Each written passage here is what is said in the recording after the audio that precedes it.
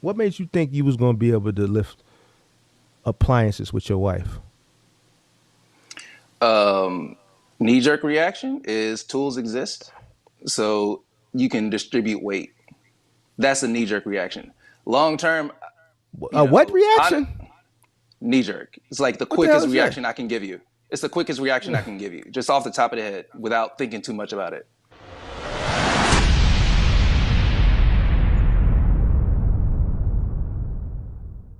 Yo, Yo, how can you you hear me? doing? Yes, sir. Yeah. So I'm doing cargo van final or cargo van OTR mostly, and I have my bad. What's going on with the camera? All right, my bad. Cargo van, we have a final mile contract. We trying to do box truck, but it's just getting everything together. So I'm gonna let you know right off the top, we definitely didn't do the starting right, but we doing pretty good, like covering cost per mile, and we're just going through everything else, trying to get stuff set up right. What you mean you didn't do the starting right? What you Oh, do wrong? because we came into the industry just pretty much like everybody else with the hype, like, hey, let's go and grab a cargo van, do some gig apps, and you'll be good, kind of thing. So Oh, okay. by we, I'm doing this with my wife. Got a long Oh, story okay. behind that, but I'm not trying to take everything up with that. The whole point is I got we got time. Let's kick it. okay. Let's kick it, man. Let's All kick right, it. all right. Yeah. Let's So kick it. I'm one of the. I got a degree. I was doing nice in life, and then somehow you got fired. So What you mean? uh, I got a degree, got a master's data analytics, and I was in Oregon doing nice. Got my 80, kicking up, 85, probably get some other things, and ended up getting terminated from that position. It wasn't anything like malicious or anything. They didn't even really give me a good reason. But we lost that position, and then from there it was just like, all right, what's the next one? So we ended up going down to the Michigan area because I knew like there were some good opportunities with real estate, and our idea was just go ahead, get a job, get the same amount of pay, get some real estate, and start doing that whole thing. And through the process, ended up being shift manager at Wendy's, which allowed me to get the cargo van because of the income that I had. And then we started doing some gig apps, started looking into that. I was like, yeah, this ain't working. And then we ended up looking at, okay, you can do OTR. So we ended up hitting that up. And we've been doing fairly well with that one for the past year. That's the all little short version of everything. You I said you didn't know got a you master. existed. You got a master's degree in what? Data analytics. It's, yeah. Yes. Yeah. Yeah. Yeah, that's a whole separate thing on what you spend time in school doing and what you end up doing. But I have my reasons. It's still like helping like managing out the numbers and stuff like that, So you keeping left operations going. you left Oregon and moved to Michigan. Yeah, there's no way I was about to cover anything covered, with Oregon costs. Trying to, at the time it was What part real of estate was Oregon? a better option. Portland Portland. area. Portland area. How old are you? 34. I'll be 35 by the end of this month. When did you get the cargo van? When did y'all get into the industry? It was, I think, I keep saying 2 years, but apparently it's only been a year. So it was literally like 23. last year sometime. Yeah. So now you're in Michigan. What part of Michigan? Detroit metro area. We've been, yeah, this is like the Detroit metro area. Okay. So you saying you're doing good, right? You making money with the cargo van? We aren't drowning. I wouldn't say there's like, oh my gosh, you make Wait. it, you made it, and anything like that. But So y'all doing expedited, right? yeah, the main thing that we've been doing is expedite. I'm not a fan of expediting. I don't really see the Yeah, purpose of it. I've heard it. I've heard it. So I'm saying Uh, like like, what are you running for? with Like anything. 40 cents a mile or 50 cents a mile or something crazy like No, that? we average out like well, the way we have things budgeted. Like we've never been going like an average below 75. Depending, like we've had some places where we gotten stuck and like the numbers will look a little like end up being a little lower. But the way that, and I'm looking at this little spreadsheet that I have, the way that we have things placed out is like between Actually, it's more based on the revenue that we end up getting. Because if we're not hitting our target, which we got calculated out like per day or per load, like when we take it and deliver it and make our revenue, then Mm. it's not getting taken. So as you were talking about, like there's some people who out there who can have super low cost per mile. Like I can go in here, put in some numbers, and like based on how quickly we get there and how many days it takes us to get there, like I might be your boy saying it's 70 cents and I'm good and I'm gone. We've had a couple like out of what Cali, what it was Cali, I think Washington even that ended up being like below 70, but we still were able to cut our costs on it and it wasn't, too terrible for us. So What's your cost per mile? I You knew you don't was know going to it. ask. You don't I know do it. have it. I do have it. You don't know it in Um, your ain't by heart. You should by have did. You don't do when you. How often do you do your cost per mile? how often do I do it? Yeah. I just did it like last month in So you've terms of been like running. just the So budget. so so you've been running all month. You've been pulling loads all month, right? Last month, yeah. You ran your cost per. You did your CPM last month in June, right? What, the beginning of June? So I have all the costs, like all the No, consistent costs and everything. I hear what you're saying. Yeah, When is the last time you did your cost per mile? I just updated everything like last month. Okay, and you've been running since you updated everything, right? Yeah. So when you're looking for loads, Hmm. you consider your cost per mile, right? Yeah. So what I was So telling you before, go so I'm ahead. trying to figure out how you don't know it. So I'm gonna just tell you when you came on and you were like, "Hey, nobody knows their cost per mile." I went through. Because you don't know yours. I do 65, You had to 65 look cents per for it. mile. Listen, this is what I'm saying. If you're constantly looking for loads, you're looking for loads based on your cost per mile, your operational Yeah. cost. How can you look for something without knowing what it costs you to operate? So if you're constantly looking So for loads, then this should be engraved in your mind. All right, let me go look for loads. My yeah. cost per mile is 65 cents, so I need to be looking at So stuff that. I'm a. How you don't know it? I guess. I guess I'm gonna say I'm not really slow, but I'm gonna just say I'm a little slower, right? So I need stuff that actually shows it to me while I'm doing it. So what I've done, like I just make we have a data analyst. I complicate things. So I'll put in a drive mile, like I'll calculate out drive miles, how many miles I need to go out, and whatever we're going to bid out, and then Mm. everything else kind of comes in. So it takes into account that cost per mile. So if you ask me like off the top of my head, it's like okay, let me look it up because I had the variables there, and I know I calculated everything based on an average of 75, and if I could make that work. So if it was So so 75 cents a mile on everything I had, go ahead. so your cost per mile is 65 cent, Yes. and you averaging 75 cent. You taking shit for 75 cent a mile. If it works for that situation, I'll do it. If it So you doesn't, I'm making not. so you making 10 cents a mile? Probably. What do you, I said what do you mean? Probably is that what you making? because not every load is the same. So for me to I say hear I'm what you. making 10 a mile, yeah. On average, you making 10 cents a mile. If you want to average it out, that's what it should be. Yeah. If I go and look at what everything's been like, because last month was like 1,100, so we were eleven going hundred dollars or over. 1,100 miles. Oh, 11,000. Sorry, I said 1,100. That's stupid. Yeah, 11,000.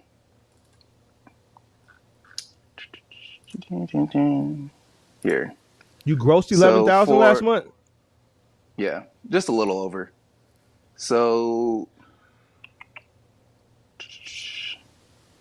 the average income that I made per that's not average. It's 35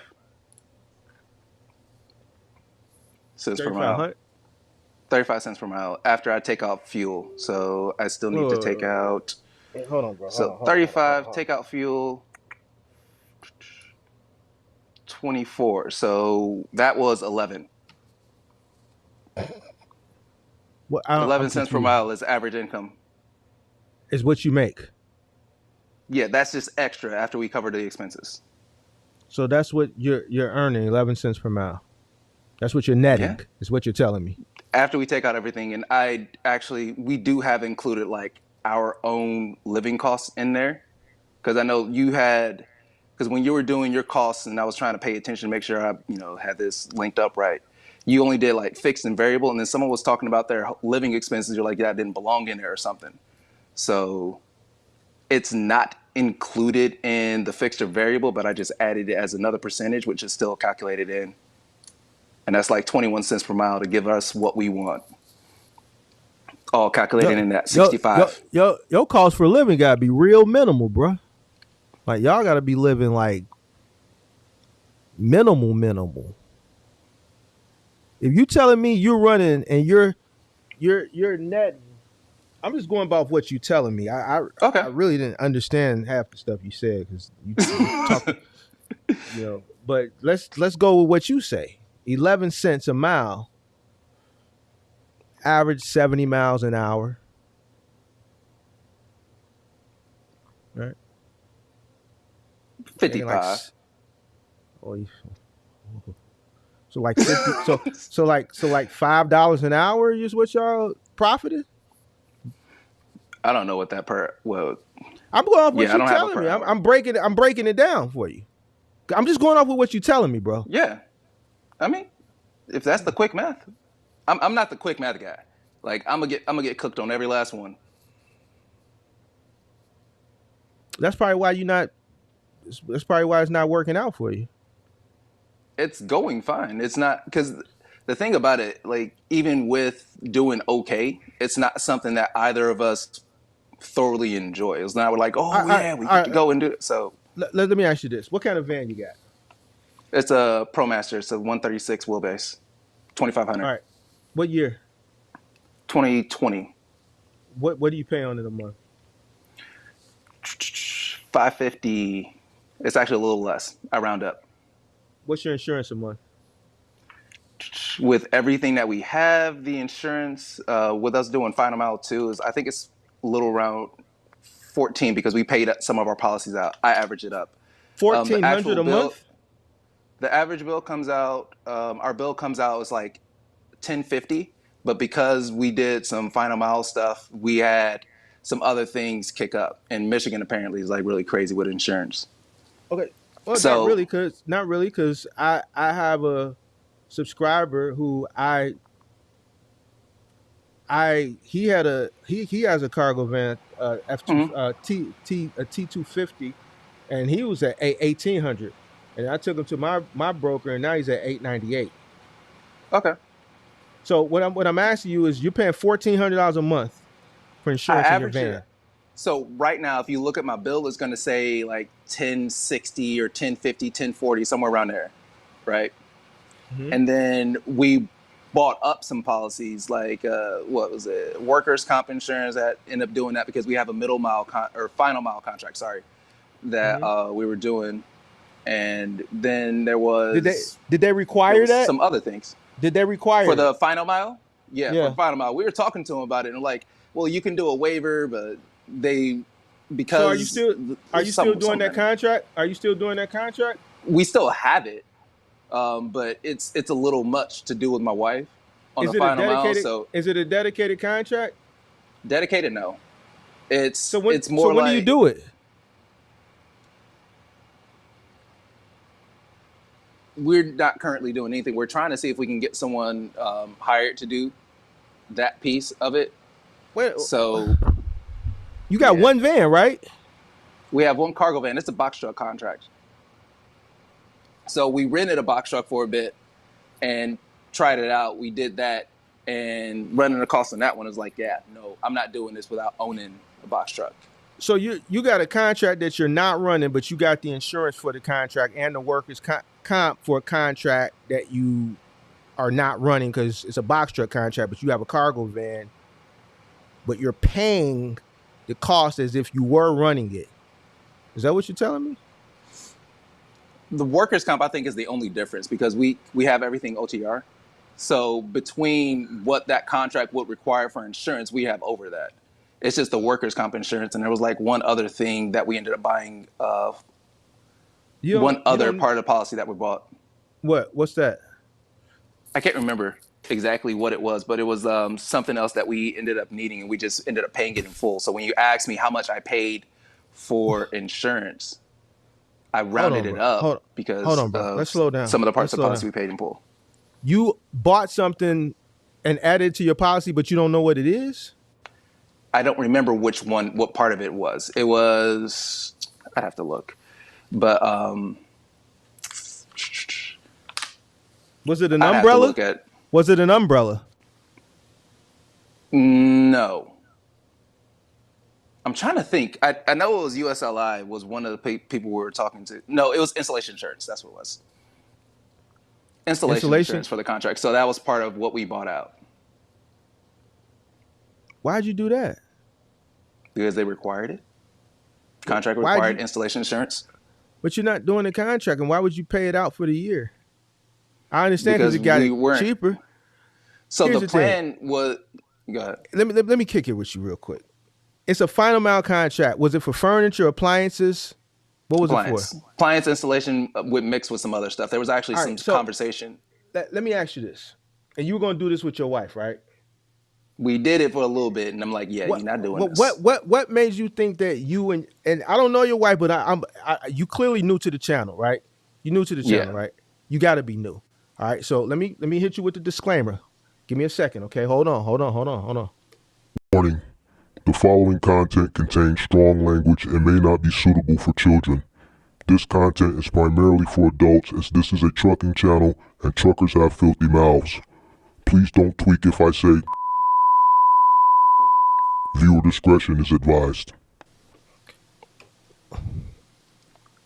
What made you think you was gonna be able to lift appliances with your wife? Knee-jerk reaction is tools exist, so you can distribute weight. That's a knee-jerk reaction. Long term, What reaction? knee-jerk. It's like the What the hell quickest is reaction that? I can give you. It's the quickest reaction I can give you, just off the top of the head, without thinking too much about it. You got an apartment or a house, right? Apartment. You got a refrigerator in there. Yep. You thought your wife could move? Do you think your wife could move your refrigerator up and down flights of stairs? Honestly, If we do stuff like a flight of stairs, nah, she putting so her on what? flights of stairs. I'll be So doing it, and she'll probably hold something. you wouldn't be doing it. So this is my question. Why would you accept something? Why would you invest into something that if you would have, you should know you can't do with your wife? Women can't do final mile delivery and moving. Their bodies, they're not. They just can't do it. So why go out for something like that? Invest into the insurance. Go out, rent a truck. Agree to all this shit for something that you should know that your wife physically couldn't do.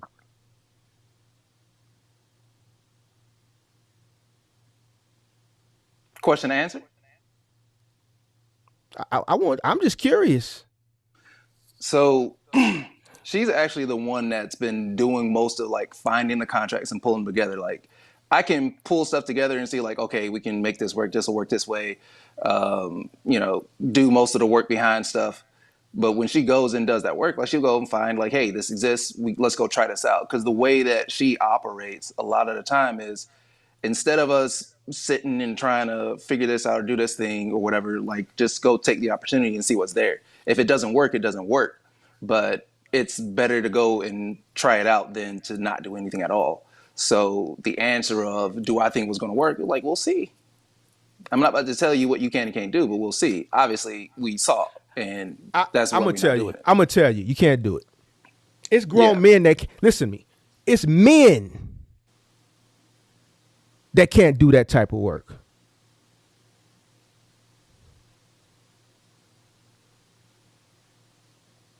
So no, I totally Oh no, disagree with it. that was I so.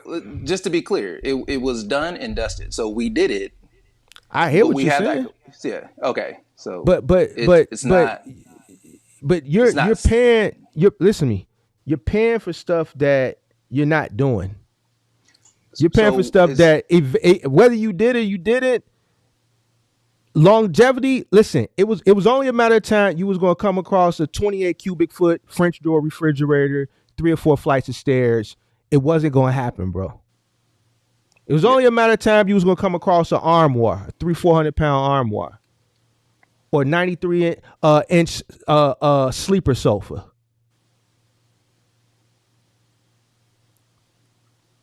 So I hear what you're saying, but you're talking to a person who's from sub zeros to uh uh uh uh 1,000-pound gun safes. You don't know what you're gonna come up across from day to day. I've seen grown men. I've hired grown men that have literally puked.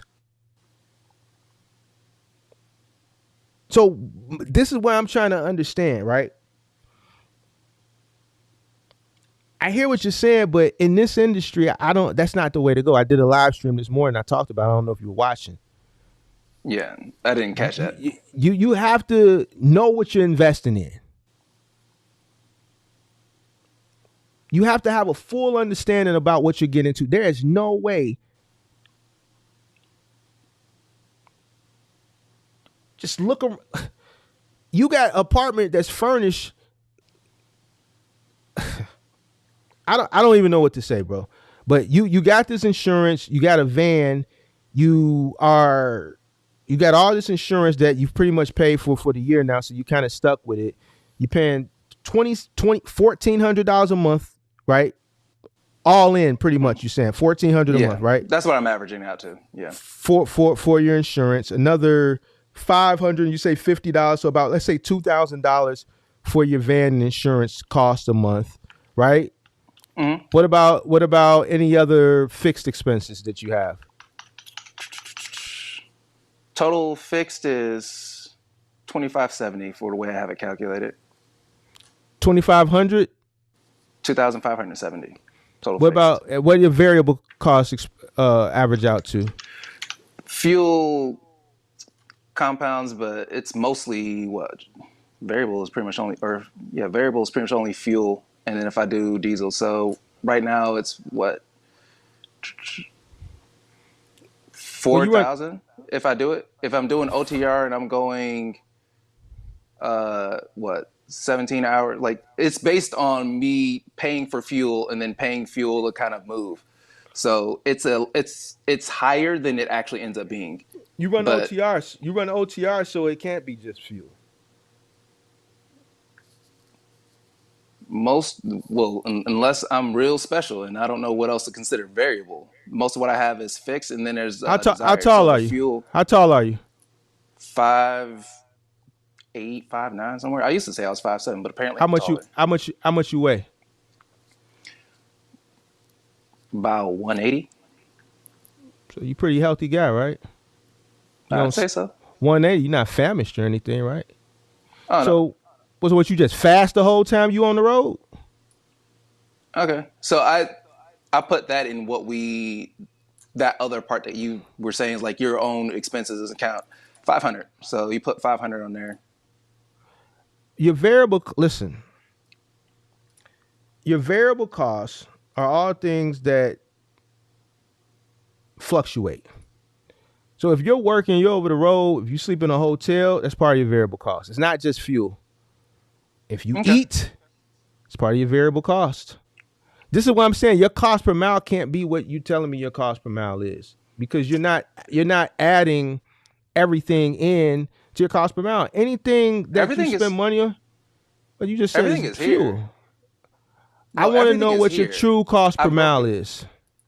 I could show you, but literally everything here that we spend is there. Now, the food costs and all that, that's an assumption on what it would actually end up being. And I just switched it over so it's a variable cost. But when you say fixed versus variable, and there's like, I just put it as desired revenue. So that's covering like, I have stuff like our rent here, electric bill, stuff like that. That's just what we would have to cover and pay. But what does that have to do with your cost per mile? That's why it's not included. I took it out, so it's separate. But here, so the food that you consume when you're over the road should go into your variable cost. That's what I'm asking you. Yeah, I just switched that. Okay, so The cost per mile that you originally gave me of what was it? You said 75 cents. 65. I said 65. It can't be 65 cents. It's got to be somewhere around $1 or more. Okay. Because here's the thing: you're running like what radius or what's your radius? Wherever the wind blows. Okay, so I'm just being honest. Like what's the farthest place you ran? We went to Washington. We right, literally came back from Washington last. So check this out, because I'm kicking it with you, right? We kicking it, right? Yeah. You want me to keep it a buck with you, right? Because you told me it was just your variable was just fuel. So you running all over the place. You going from damn near halfway the center of the country all the way to the end. Mm-hmm. What about tolls? Is your wife running with you? Is your wife running with you? Yeah. So y'all both sleeping in the van, and y'all getting hotel rooms from time to time? We sleep in the van. And that's why the whole time we sleep in the van. Okay. So what about tolls? We usually don't hit tolls going west. Every now and then you'll grab something going east, like towards your. But you hit tolls, so that should be in your valuable. It's not whether if you don't really hit them, you hit them. It may not be a big part of your variable cost, but it should be in there. Okay. I calculate that in on a back end when they present it with a load. I'll go in and I'll say, okay, going east, I expect tolls. Going here, I don't. But to what you're saying, like, yeah. Here's the thing: you're not your cost per mile you give me when you gave it to me. I knew that wasn't your cost per mile. Okay. And I didn't have to. The questions that I'm asking you now, I didn't even have to ask you those questions yet to know that wasn't right. Mm-hmm. In order for you to know your true cost per mile, you have to include all your costs. And this is why when you came up, you say, because you don't know what the true numbers are. You're telling me 75 cents, but you may be spending $1.03 on average. So when I gave you that number, when I went back and I said for June, and I went through, I literally just averaged the net income that we had per mile. That came out to 35 after I did everything. And if I go back and look at how can you average? How can you average the net income? How do you know that's the correct net? Because that's what I calculated it out. But you don't know your true cost per mile. So here's what I'm saying. There was actual expenses. Here's what I'm saying. You can't say that that's your true net when you're not adding everything into your cost. What you think your cost is not your true cost because you're not adding everything in that you're spending over the road to come up with your true cost as a cost per mile to even say that was your average net. Okay. You see what I'm saying? Yeah, I see what you're saying.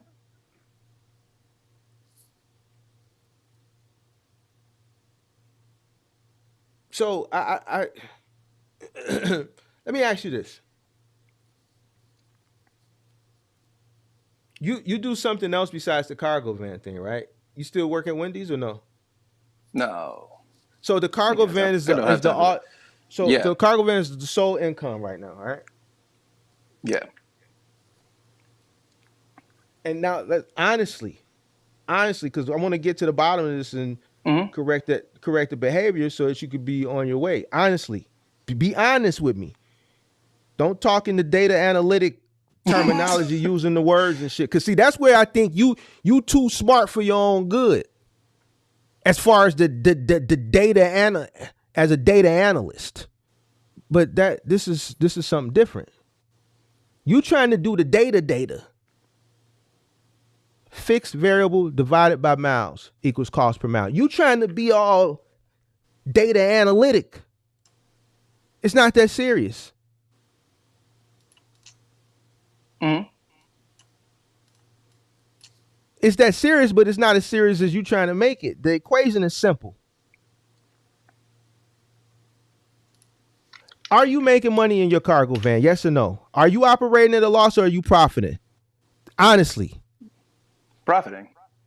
Are you sure? Because you don't know your cost per mile. I can tell you with how things have been closed, like there's no way I would make we wouldn't be here right now. Like we wouldn't be able to have this conversation right now. There isn't enough of hey, I'm digging in over to this pot in order to cover all these costs in order to keep running. That's definitely not happening. So when you first came, you was like, we making it, but we not making it. That was what you Yeah, basically because said. we don't have the margins that we want. So this, if I had to decide to go and What's your margin? You told me you netting 11 cents a mile. So what's that margin?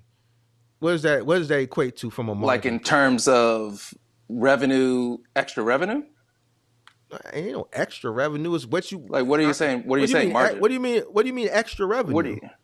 What do you, You're saying margin. You're saying your margin.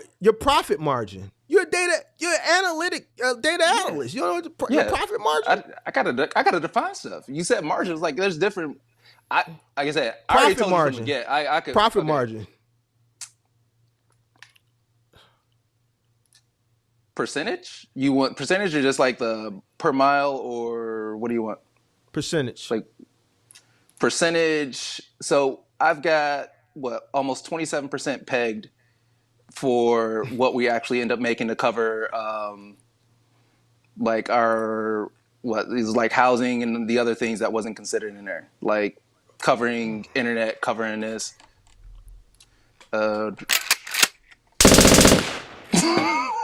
What does your housing got to do with this, bro? Because you said what am I making? Because I'm covering Bro. all of these expenses off of what we've had, right? Bro, your So when I housing gave you ain't the got 30, Bro, listen. Your housing has nothing to do with your cost. How does your house cost you per mile? Tell me how your rent costs you every mile you run. I'm putting that's an expense that I'm gonna have to cover. Now, again, you already hit it. You already hit it. You said that it's not You part got of your cost per listen, mile. It's bro. not part of You got fixed a or master's variable. degree. You got a master's degree, bro. Come Yeah. on, work with me here. Yeah, you Work said with so. me. It's not part of fixed or variable. It's not a part of nothing to do with your. Listen, your rent. Hold on. Your rent has nothing to do with your business. Period. Okay. You know why? That's part. That's your personal bit. That's your personal. That shit ain't got nothing to do with your business. CPM, cost per mile. Your rent doesn't cost you per mile. Your light bill, your gas bill, your laundry bill, your car note, none of this stuff costs you per mile. So my question would be, if you considered you had an employee for that business,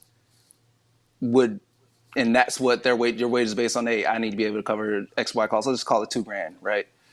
If that was an added cost on your business, would that be part of your fixed or variable? It'd be fixed, right? If you had an employee and you paid him a fixed amount per week, yes, because that's labor. That's part of your cost of the business, right? That's how I was looking at it.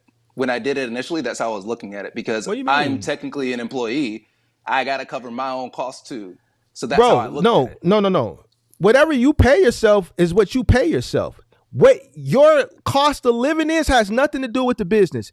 If you had a cost of living, if you came from the corporate America and you were making $150,000 a year and you had a lifestyle that you built for a person who makes $150,000 a year, and you come into this business and you say you making 11 cents a mile profit margin, you can't add what you are accustomed to living from what your lifestyle was before into this. That has nothing to do with the business. Whatever the business can afford to pay you is what they can afford to pay you. Now, if you got to delay your gratification on the personal side because you can no longer afford to live like a person who was making $150,000 a year, then because you're only making 11 cents, which is equating from what you're telling me to $5 an hour, because you're not running 70 miles per hour, you're driving slow. You're driving 55 miles an hour. So if we want to break it down further, that's about $5.50 an hour. Mm-hmm. So how can you equate that? That's your personal problem. That has nothing to do with the business. The business is only concerned with the cost that it takes the cost for the business. Whatever the business can afford to pay you, because remember, the business has to cash flow, right? So whatever the business can afford to pay you, is what it can afford to pay you, right? And if you can't afford to pay your bills, then that means you need to go figure something out on the personal side. That shit ain't got nothing to do with the business. Okay. You can't add your personal cost of living into your business expenses because your business is your business. You are listen. You are an employee of the business. What you a LLC? I bet you a LLC, ain't you? Yep. Yeah. So I'd actually, once you get done roasting me, I'd like to go into that difference. I'm not roasting you. I'm not roasting you. I'm not roasting you. I'm not roasting you. But Listen. no, you good. You good. You good. I'm just keeping it. I'm just keeping it. But it's cool. It's cool. But because the difference between doing LLC, I know there's like S corp, which what you guys were talking about, like, hey, you'd rather do it that way. There was, I don't know, it was like a financial break point or something that we were looking into, which makes one better. Like I said, I'm complicated, right? You can make it simple, I can make it complicated. You making it complicated, bro. I live this. I literally live this. My mind's good for something. It's usually not doing things simply. But before we go there to the get out of LLC, because when you take away what I calculated in, this cost per mile goes down. So you're very set on I'm calculating this wrong, but there isn't a dollar that I haven't either assumed closely or calculated outright. Bro, so you're adding your rent to your business expenses, bro. That's like, I hear you. If I take that out, my cost per mile goes down. You heard of Man? You know who Man is? I've heard you reference Man. Okay. you running your business like Man. You from Detroit, hey, but you ain't from Detroit. But you moved to Detroit. You know Fonum? It sounds close enough. I was in Michigan when I was a kid. You was in where? Michigan. Same place. Detroit. So you don't know in Detroit.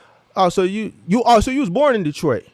Yeah, but I left when I was like 6. So you supposed to be a player. You supposed to be a player.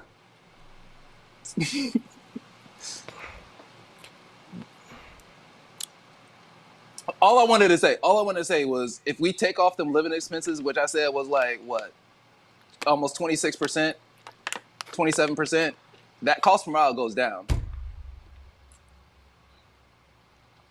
And we're assuming that the cost per mile is actually higher. Here's what I'm tripping on. You adding all the shit that you're not supposed to add, but all the stuff that you're supposed to add, you're not adding. You ain't adding tolls. You ain't adding food. You say, oh, well, my variable cost is only my fuel.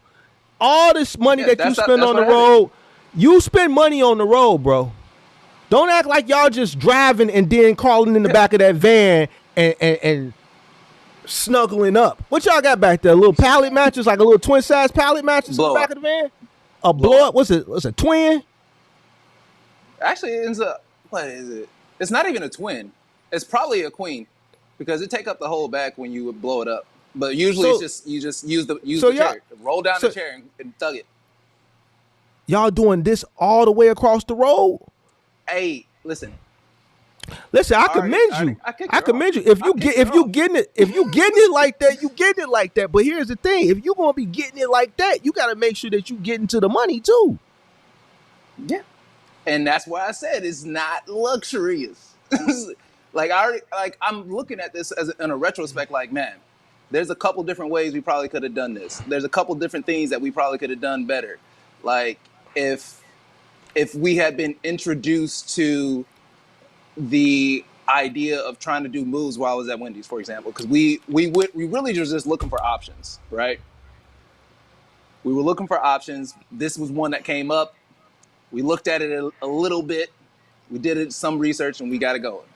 And we went with this. We found Mark the Mentor. Mm-hmm. We found Mark the Mentor. Maybe we do. If we did. We didn't find you. If you did. Oh, you didn't find me. No, we didn't find you. You in Detroit, but found Mark, yeah. Listen, you in Detroit. Why are you going across the country in a little bitty van with your wife, sleeping on a blow-up mattress with your wife in the back of a van? And you in Detroit. Listen to me. You in Detroit. You didn't do a business plan. You done did all this data analytic.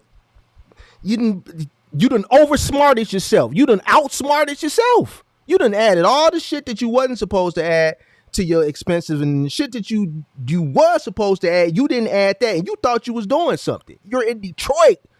You didn't do a business plan. You didn't do a market analysis. They say don't do a market analysis. Here's prime example of why you should do a market analysis. Everywhere. That guy over there, he talking about all this market analysis, business plan. This is exactly why. You know why? What is Detroit the home of? Where is the leading opportunity? What opportunity does Detroit have to offer?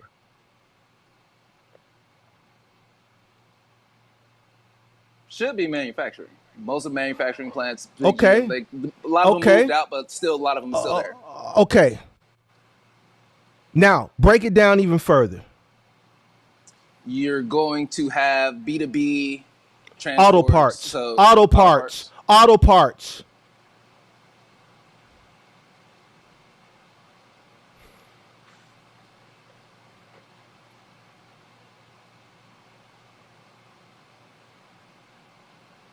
Just chill for a second. Don't go nowhere. Let me just do this for a second. I got Go.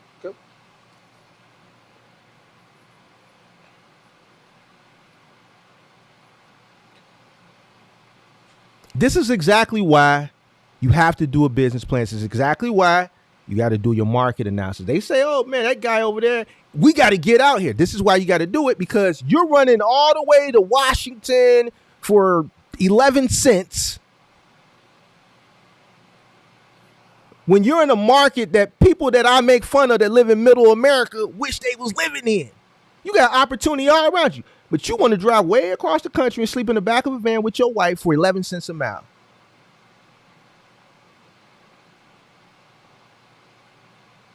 You will make more money in your market or even just in your region than what you're doing. You didn't know that, did you? I'm going to just say no. Because don't just say no because this is the easy things. Tell me I want to know what you really want to say. So I know that a lot of freight is just from what we've been looking at from when we started this to where we are right now, right? I know that there's a lot of local freight that'll move around. I knew that Motor City, they did car manufacturing and things like that. But I'm going to say no because I don't necessarily know how to access all of it. Right. I know that I can probably go be an employee somewhere, but that's not necessarily what we're looking to try and do, is just go work at a manufacturing plant. So I'm saying no because the opportunity that you see. I get you. Hold on. Let me see something. T. Lamb says, you need to stop trying to embarrass this young man. If you're going to help him and give him some nuggets.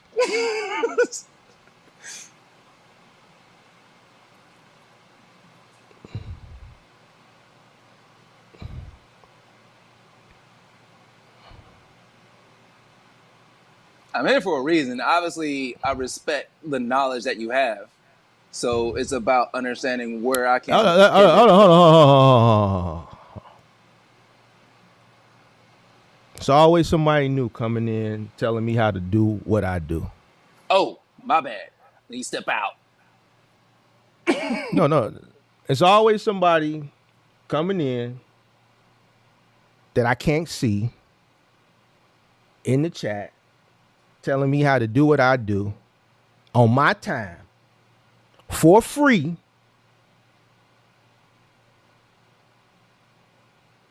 Listen, if he's operating wrong, he's operating wrong. It's not an embarrassment, it's a fact. If he don't know his cost per mile and people don't know their cost per mile and they don't know what their operational cost is, it's not an embarrassment. It's a fact. In order for you to make money, you got to know what it costs you to operate your business. Second of all, it's a show. There has to be some type of entertaining aspect from it. All right. If you take it personal, you know what we can do? We can say, everybody that want to come up here, I need $100 super chat. Do I say that? No, I take my time. I spend my time, my experience, and I kick it. You got to take it how I'm giving it. It ain't no embarrassment. It's accountability. Because during the pandemic, you know what? You went and you spent a bunch of money with people that sold you a dream. Ran off with your money, disappeared. You gave them 10 and 5 and 10 and 20, $30,000 and they didn't know shit.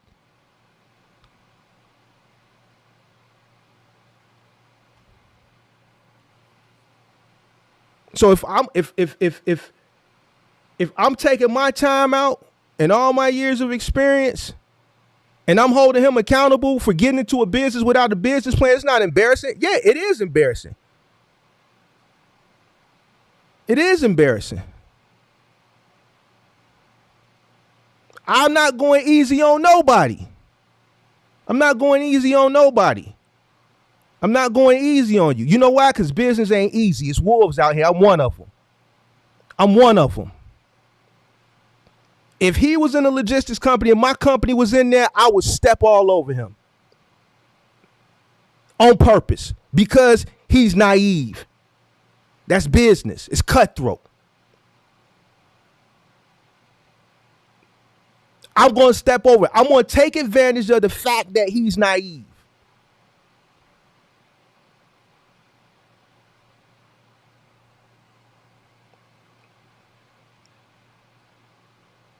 I'm gonna talk to him in his face.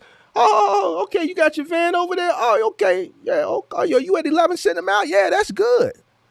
Yeah, that's, man, you doing better than me. I'm going to take advantage of him. I'm gonna put my foot on his neck and I'm gonna take food out of his plate because he don't know what he doing.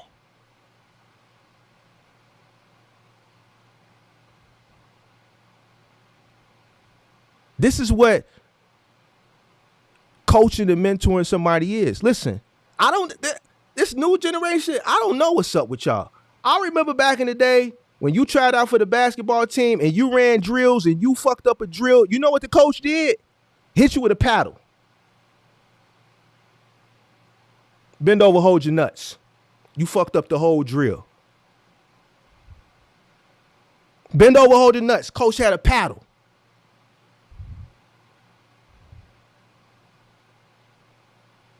Like, man, where y'all come from, man?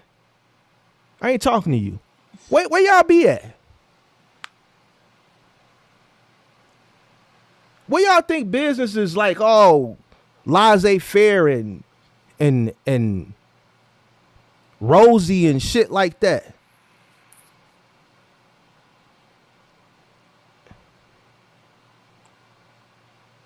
So you want me to, 11 cents a mile? Well, I don't think you're making, but that's fair. You thought you were really gonna run final mile and lift refrigerators with your wife? Well, you're in Detroit.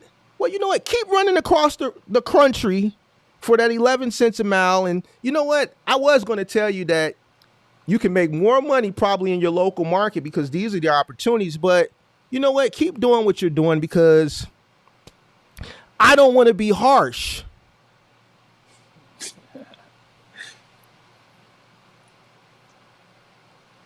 But once you get out there and you really get to it, your competition, the people that you're going to come across, they're going to be really, really cutthroat. They're going to really take advantage of you being naive. But don't just worry about that. Don't worry about it. Like, nah.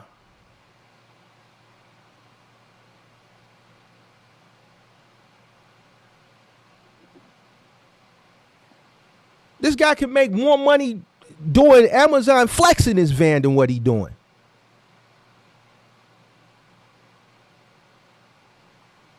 Yeah, you want to laugh at some more? I actually got. No, hold on. I'm gonna get back to you. Give me a second. I got to multitask. Listen, we don't duck no smoke.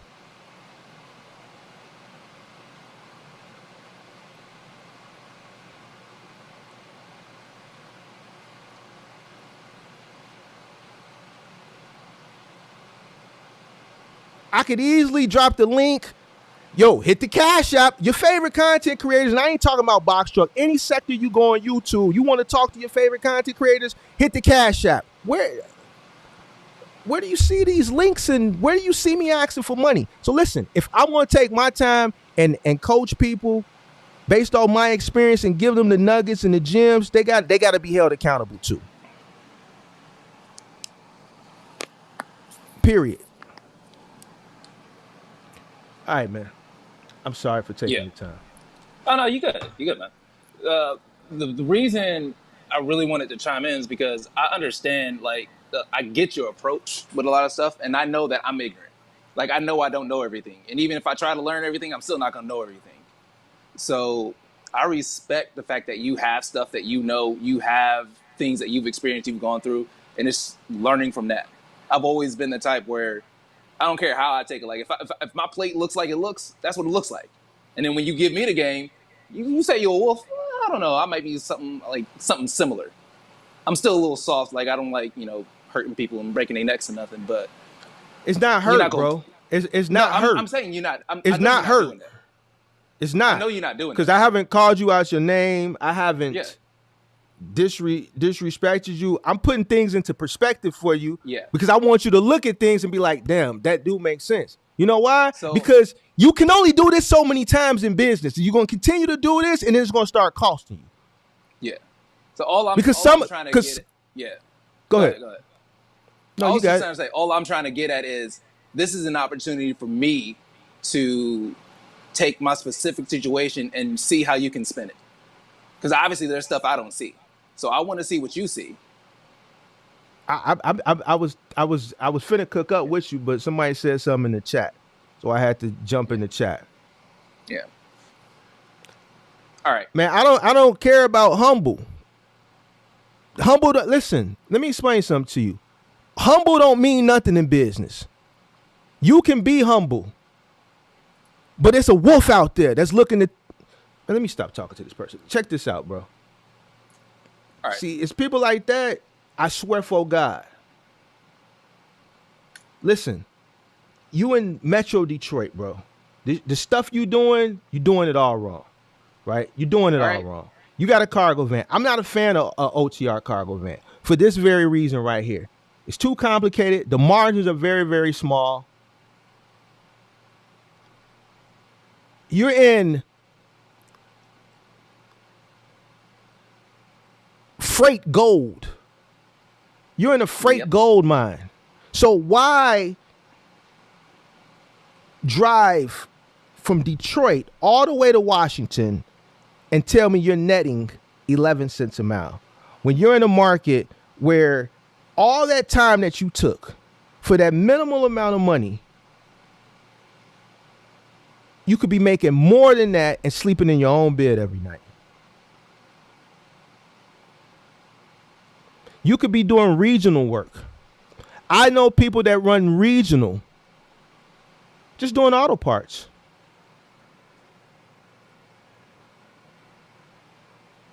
Detroit to Grand Rapids, Detroit to Indianapolis, Detroit to Chicago. You know how many dealerships, auto parts come from Detroit coming to the Chicagoland area every single day? I see them all the time. When I'm at I see the cargo vans pull up. I asked one of the guys one time. And cargo vans, bro. It's not the fact, well, you don't know. I'm telling you. But you know what? You would have found this out. You know how you would have known this? You know how you would have saved a lot of time? Doing market research? Doing a business plan. Okay. And your research would have been within that plan. But you said you just jumped out here because you figure, oh. But I was just doing a whole spiel on that this morning. I did one yesterday or the day before last. Mm-hmm. But you're a great case study on why. A lot of time is wasted. And see, listen, people don't like when I say this. They in the chat, they say shit like that, but they'll never come up here.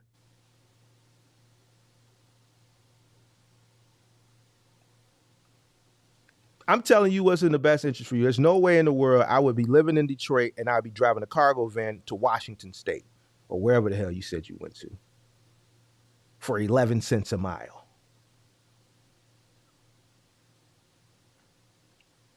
You can make more money go standing on a corner and asking people for that. You'll make more money doing that. And I ain't being funny. I'm being dead ass serious.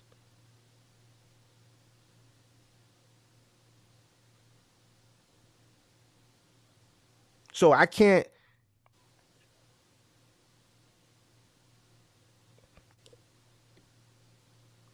There's no, listen, listen, check this out.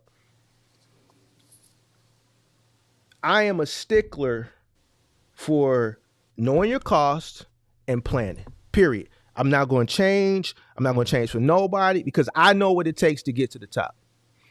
The people can say whatever the fuck they want in the chat. They can hit the thumbs down. They can hate all they want, but I haven't seen a motherfucker on this platform do what I did. And you could call it cocky, you could call it arrogant, but it's the truth.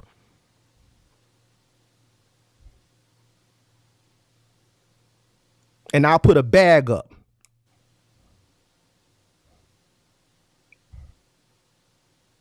I know what it takes to get there. You know what it is?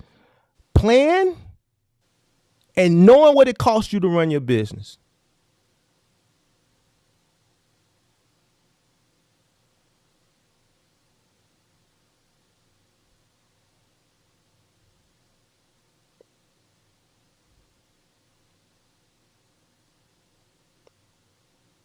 You don't know neither, bro. You think you know, but you don't. Because what you told me, that ain't it. And you told me you didn't do a plan. So what you need to do is, one, you need to create a plan. I'm giving you the cheat code. You in a market. You in a cargo van. You should be looking for local work. You in a market where there's opportunity. There's plenty of opportunity in your market. Plenty of opportunity.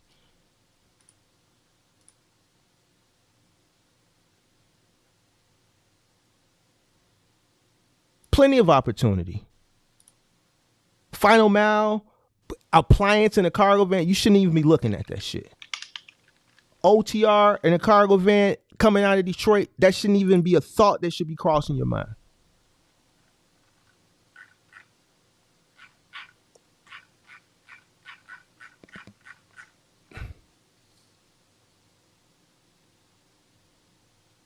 What were you going to say? You said you was going to tell me something that was going to piss me off.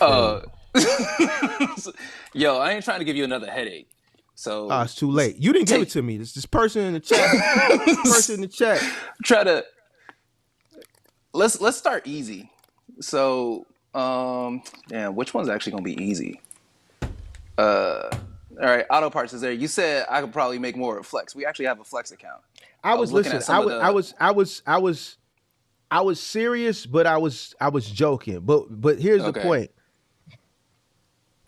With what it's costing you to do what you're doing and what you're telling me you think you're making, which you're unsure, right? But even the number that you gave me, it's a waste of time, bro. Okay. It's a waste of time, bro. All right. So you mentioned auto parts then. So let's just move past the mistakes. Let's go toward when I say auto parts, that's the major commodity that you can run in a cargo van coming out of that market, right? Okay. So there's other manufacturing opportunities out there, right? Mm-hmm. But that's what you should look into. And here's the thing.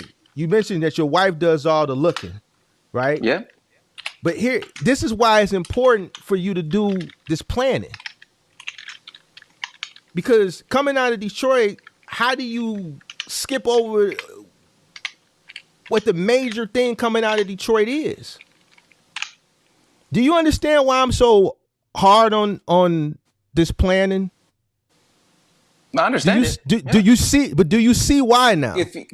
Yes, because if you do the proper market research, you do the proper planning, you understand the area that you're in, then it's like you're not gonna end up dipping in, or you doing can what take you did. Better advantage of what. Yeah, you're not doing gonna do what you we did. Yeah, right. You're gonna be able to see like, oh, I can go 2 miles over here and make a lot more than I'm gonna go 10,000 miles that way. You can go 2 miles over there, get 10 stops, run that shit to Chicago, and be back by the time for dinner. Yeah. Ignorance play, and I'm gonna claim it myself, is because even if I understand what market research is, if not knowing where to look or not looking in the right places will get you in the same spot. But that's why you do the research prior to starting a business. The first thing you did when you got up here, you said you got a master's degree, you took the job, you moved to Michigan, and you just jumped in. You just jumped in there and figured you'll figure it out as you go, something like that. You'll figure it out as you pretty whatever. much. Pretty much. And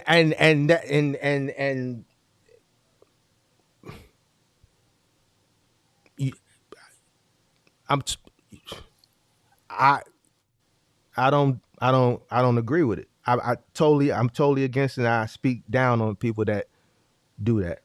It's a bad, and this is why. A lot of time was wasted. A lot of money could have been saved. A lot of money could have already been made by just taking the time to just do that. I don't understand why. I really don't understand why people don't do it, and why people challenge me on that shit. I'm gonna speak to the me's in the world, and I'm gonna say me's because I'm included. It's especially for someone like me. It is difficult to look at a space without understanding where to look. That's an excuse, and here's why. Because if you do a Okay. business plan and you start to do your market analysis, your market analysis is going to tell you what to look. Part of your market analysis is know what the commodities are that's coming out of your market. Okay. But here's the thing. You're a smart guy. You have a master's degree.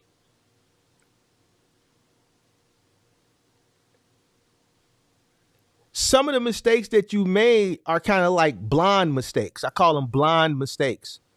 Like some people are just really, really smart, but the simplest things, you're in Detroit. How did you not? You're in the Motor City. You said it yourself, Motor City. Mm-hmm. What?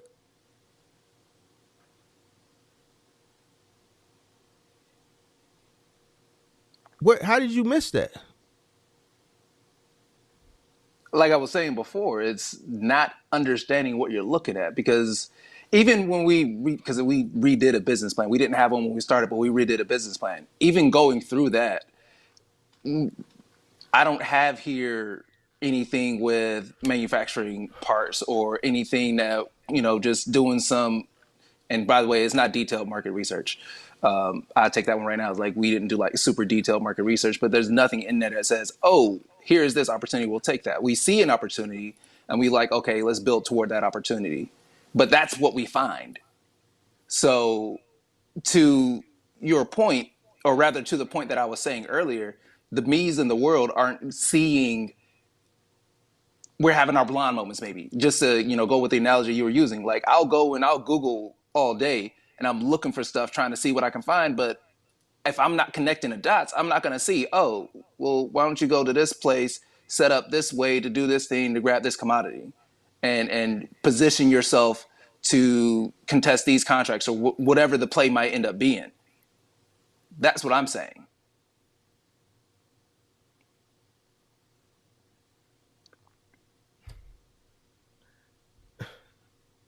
I already said I complicate things for no reason. I get that. I know that about myself. And I But expect that that's the problem. You complicate stuff so much that it's affecting you in a negative way. Because everything, you starting your cargo van business but following the correct steps, you're in a much easier situation you should be than someone that hits me up that's in South Carolina, somebody hits me up that's in maybe North Carolina, someone that hits me up that's in Iowa or some shit like that. You're complicating this more than what you should. It's not easy, but you're making it more complicated than what it is, and you actually have it easier than a lot of other people that are looking to get into this space. You are in a place where other people that are getting into this space wish they had the opportunities that you have, but you're running way over there. For what you're telling me is, I'm just using what you're saying. I'm not even making fun. This is what you told me. A net profit of 11 cents a mile. But I'm getting flack for telling you what's in the best interest of you. People, there's two people are mad at me. Which I don't give a goddamn. No, listen, I love it. Listen, check it out. I love it. You know why? Because I'm gonna keep talking my shit. The link is pinned to the top of the chat. I ain't never told nobody nothing wrong. Ain't nobody never came back and said, Mark, I followed your method. That shit just don't work. It works.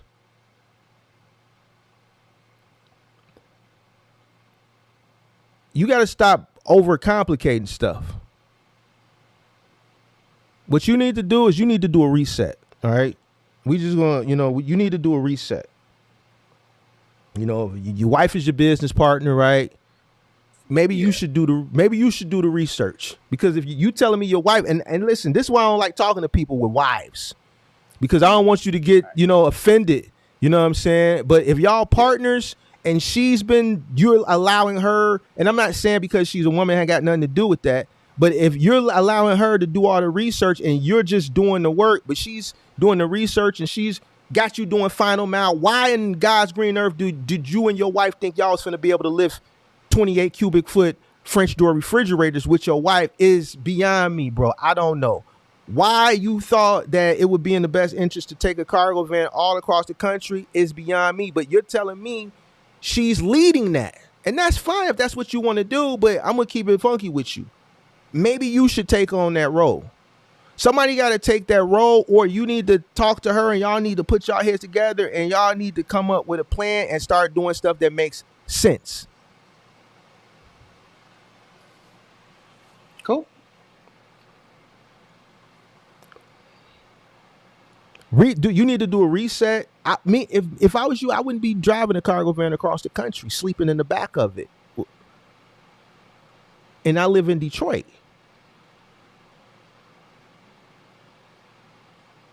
You got a 2500 Transit, right? Or ProMaster, right?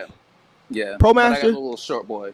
Call it snub nose, 136 wheelbase, so it's shorter. And then you got a short boy. So you running Expedited. How many pallets you putting on there? 2. Right, because you saying you got a queen size blow up bed in the back. Oh, it's not there. You can put it there. It's not sitting there. Like, I wouldn't carry anything. I get what you're saying, but when you got 2 pallets on the back of the van, where are y'all sleeping? Put the seats down. That's not a life to live, bro. That's not a life to live. All right, so why are you coming out of Detroit? You want me to keep it funky with you, or you want me to coddle you? What you want me to do? Let me know. Bro, because it's 2 people in the chat that's saying I should coddle you. You want me to coddle you? Keep doing what you're doing. Yeah, I'm gonna tell them 2 people. Like, I can't even see what you're saying. I don't care about the 2.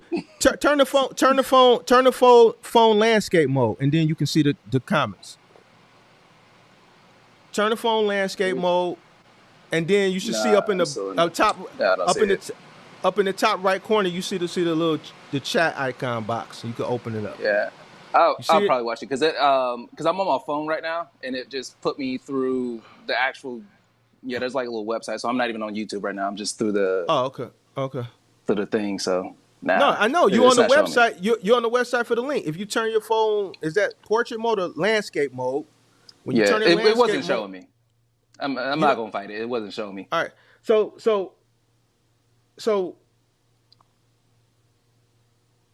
if you want me to be honest with you, you need to reset. You need to do a business plan, a full business plan. I wouldn't be going over the road with you don't even got an extended length cargo van. Nope. See what I'm saying? But they want me to be soft on you. It's 2 people want me to be soft on you. They want me to coddle you.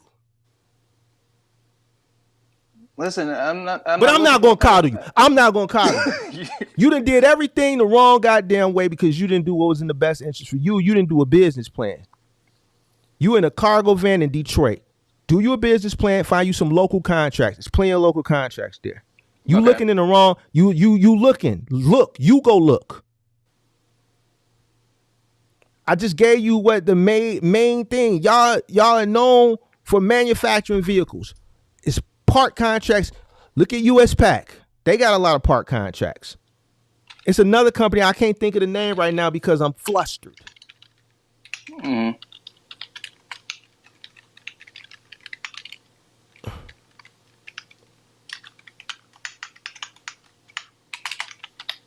You can do local work. There's plenty of local work up there. There's plenty of regional work.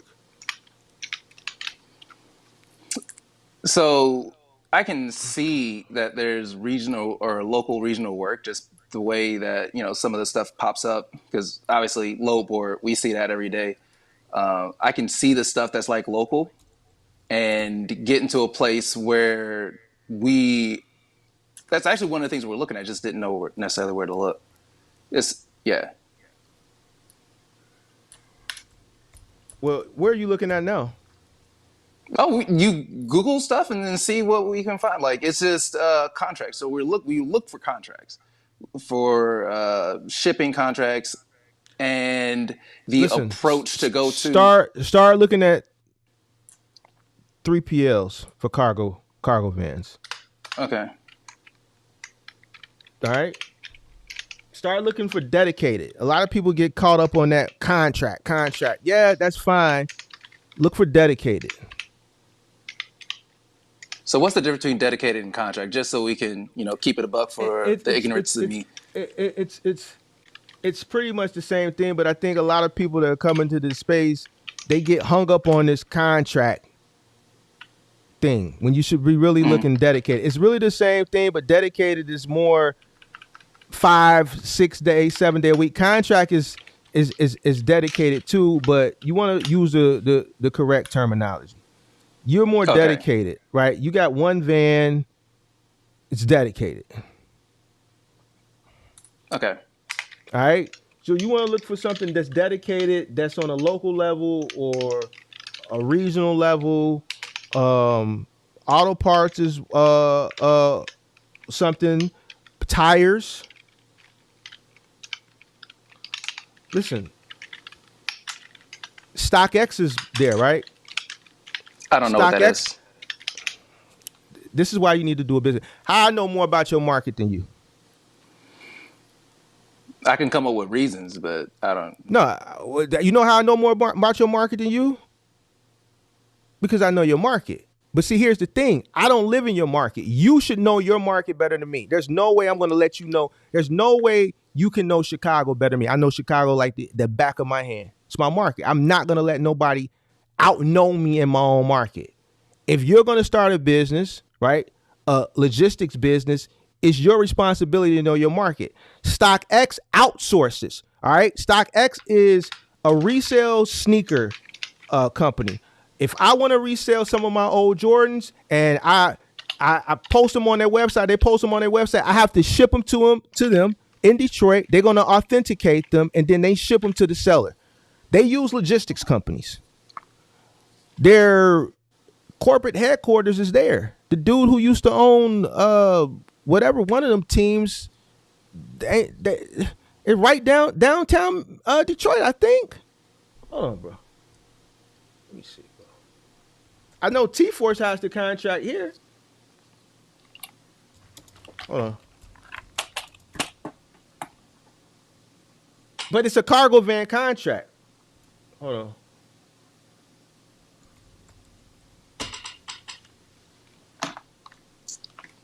Bruh. 1050 Woodard Avenue, Detroit, Michigan. Is that downtown Detroit? I don't know. We're not actually in Detroit. It's just the Detroit metro area. That's the same thing. Detroit metro area. Yeah. Y'all call it. So you over by 8 miles, 7 miles, some shit like that, right? No. You in the suburbs, but you still in that area, right? Call StockX and say, yo, who got the logistics account for delivery in this area? You might want to look at T-Force. But you can call them. All those shoes got to come to Detroit. Everybody that sells shoes, it has to come there because that's where they authenticate them at. Okay. So the only other question that I'm gonna have, at least for right now, because I got some homework, is obviously I'm not thinking right when it comes to doing market research or looking at the right things. And you're talking about, hey, if I'm in my market, if I'm a business owner, I'm doing logistics, I need to know my stuff better than anybody else. So you can come in, you can chat about politics in your area, you know all the different people. So there's some things that I can pick up. in terms of just from listening. But if you had to just tell me from scratch, pay attention to these few little things, or at least start looking at these things and see where that rabbit hole takes you, what would you say? Say that again. So you know your market. You're telling me I need to know my market. And you just listed off like 15 different things that if I'd have known my market, I would have known before you. Mm-hmm. In trying to do market research or at least look at, different competitors and stuff, I didn't come up with this list. So my question to you is, speaking to somebody in my position, or if you had, speak out to somebody who's like, hey, I'm in a similar position, I need to get my market research game up. What would Mm-hmm. you give as far as like the first few little things to look at that'll at least get you down the path to see the right things? Your business plan, your market, the market analysis within your business plan is going to force you to buckle down and study your market. The commodities coming out your market, all the way down to the median mean income of the people in your market, the earnings, Okay. the average household income. All this Okay. plays a part. Some people, they don't think this shit is important. It's very important, and this is why. All the way down to knowing the commodities, the companies, the opportunities that are coming out of your market. Because I say it all the time. It's somebody right now. It's been plenty of people that have gone out and bought a cargo van, but they weren't in your type of market. They weren't in the Midwest. They weren't in a market that was a manufacturing gold mine. They were in Kansas City, Kansas, or they were in Des Moines, Iowa, or they were in Lexington, Kentucky, or Nebraska, or Idaho, or some shit like that. And they come to me in my DM talking about I got a cargo van and I can't find no work. And I'm jumping down their throat the same way I'm jumping down your throat saying, what, did you do a business plan? No, why I need a business plan for? Did you study your market? Yeah, well, I wanted to do local work, but did you do a business plan? No. Did you do a market analysis? No. Well, if you would have did that shit, then you would have known you live in the middle of nowhere because you a middle American and ain't no opportunities in your market. Well, what I got to do? Well, only thing you can do is try to go over the road with it. I'm not a fan of OTR in a cargo van. Where's the nearest 3PL? Oh, well, it's in the next town. The next town is 300, 400 miles north of here. So then that's not an option then. So what do I do? Sell the cargo van. For real? Yeah. You know why? Because you didn't do what you were supposed to do. You would have known that there's no local work. So it's people that come to me that are in your situation, but they don't have the opportunities that your market has to offer. So they get a cargo van thinking they're going to go local and there's no local opportunity. So they screwed. You got a cargo van with plenty of local opportunities because you didn't do what you were supposed to do. You running all across country for pennies. It's somebody right there. It's plenty of people in your market that's doing better than you, and they at home right now in their bed. They're going to get up in the morning and they're going to go make $600-700 in their cargo van. And they're going to be home for dinner. And they're going to sleep in their bed. They're not going to lean their seat back like you doing with your wife for weeks at a time. And I'm not saying this to, here's the thing, and I'm going to keep it a buck with you. Here's the problem I have, and here's why I'm so hard on y'all young people. Because y'all don't think. And when people come in and say be soft on y'all, it makes me go harder. Because y'all don't have what we had coming up. So I'm challenging you to use your brain.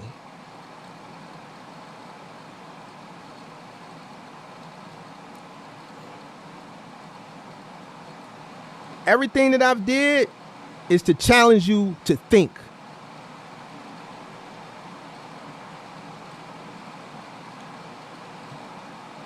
What's up here is more dangerous than any weapon.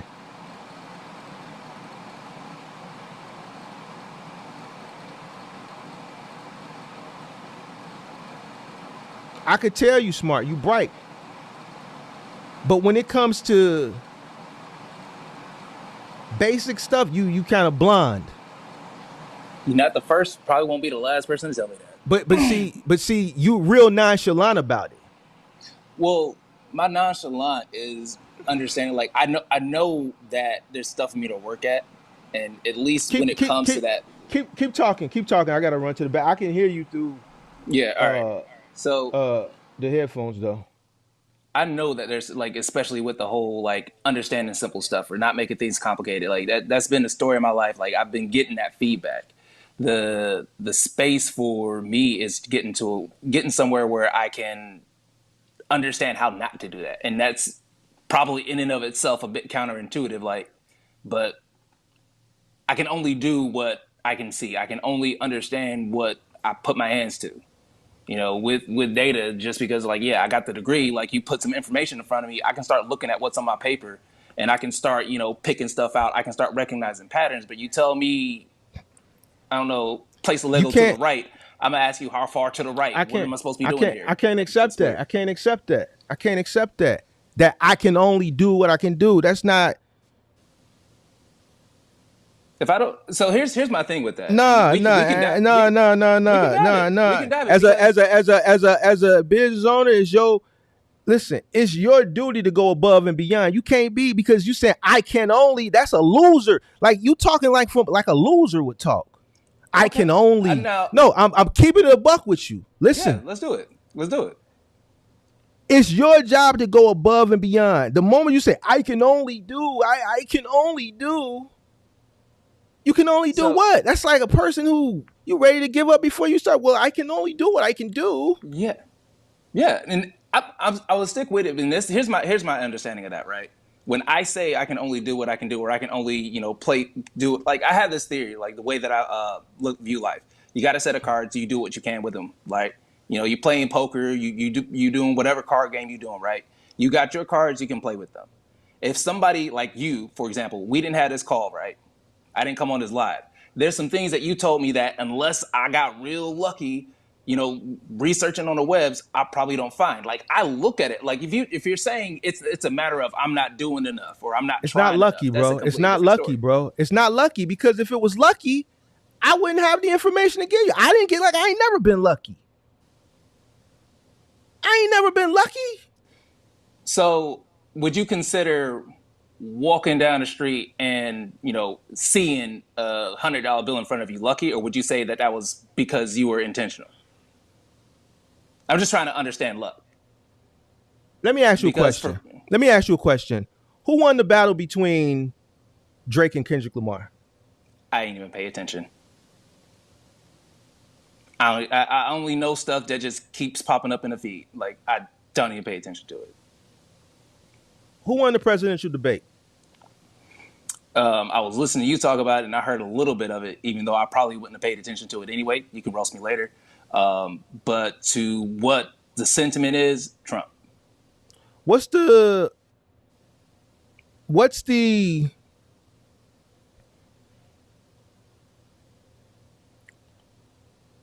sector this year has really been bubbling in technology? AI.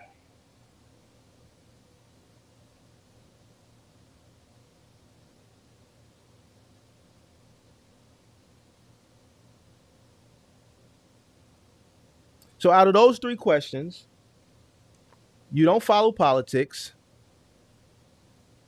You don't follow popular culture. But when it comes to tech, you answered it like that. The reason why I asked you those three questions, and I asked you a question, one in politics, I asked you one for popular culture, and I asked you one in tech. I know your background. I know your education level. I knew you would know the tech question. I knew you would answer it like that. The way you know tech, based from your background, right, in education, that's how you need to know logistics. The reason why you know that is because you take the time to follow maybe technology content. You probably consume technology because that's what you're interested in. For you to answer it like that quick, that means you consume that type of information. So there's no such thing as luck. In order for you to be a master in this space, the way you consume things that you're interested in, you have to do the same thing in this space. All right. So if there's no such thing as luck. How I can sit and talk about your market? It's because I know your market. I can't say the same for everybody's market.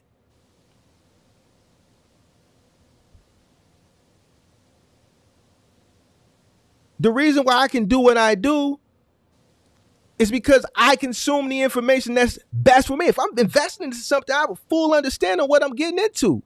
I don't get into it. Listen, I'm not going to get up here on YouTube and embarrass myself.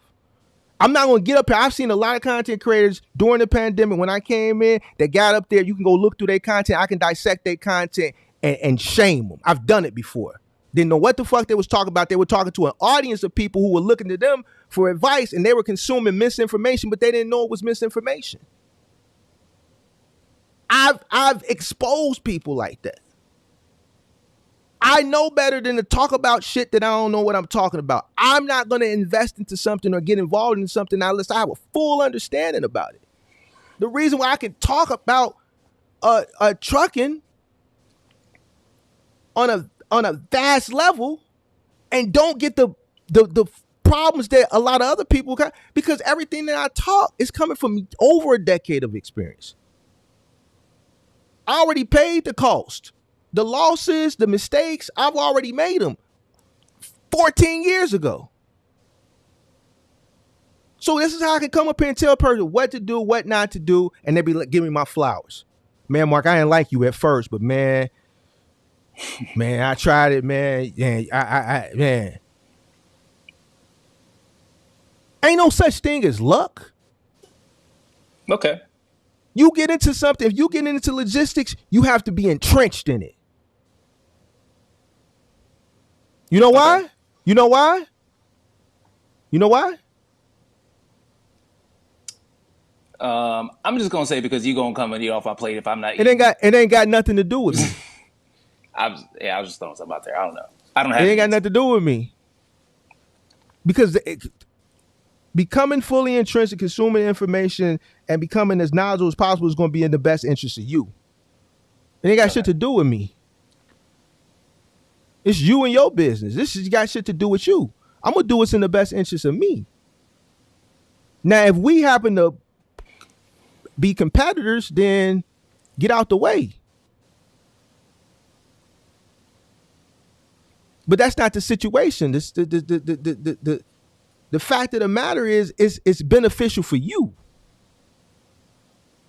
Ain't no such thing as luck. You using a bunch of words and shit that ain't even in my. If luck, I would be sitting here talking to you, I'd be at the horseshoe right now.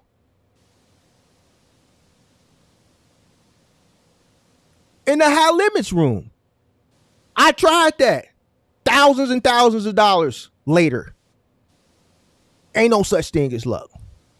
You win some, you lose some. It is what it is. In business, it is what it is. The way you get ahead in business is understanding what you're investing in, making sure you got a proper plan, and knowing what it costs to run your business.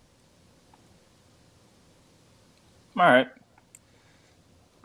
So if I'm listening to you and I'm hearing everything you're saying, especially when it comes to the market research, understanding everything, and the example that you used of I know tech because I consume tech information. Like that's just something either I'm interested in or I just pay attention to.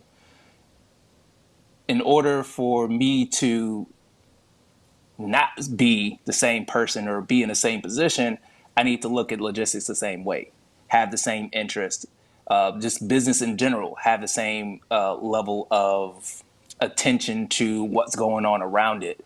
I hear you talk about your investments. I hear you talk about how you trial and errored some things. So I'm still going to be stuck on which place to look, but at least having at least a difference in how I look at tech versus how I look at everything else. Because there's stuff that I just don't pay attention to because I don't want to. So and that's fine. But logistics, you need to be looking into the areas where you can make money utilizing the equipment that you have. I didn't even know you had a regular van. I didn't even ask you that. So that's another, like, you going cross country for 2 pallets.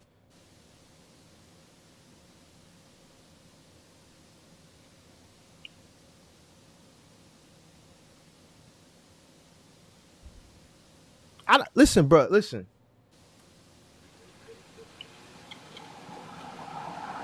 I hate doing this show.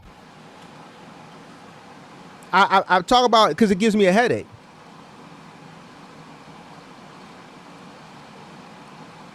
I do this show to help. That's it. I don't make any money from it.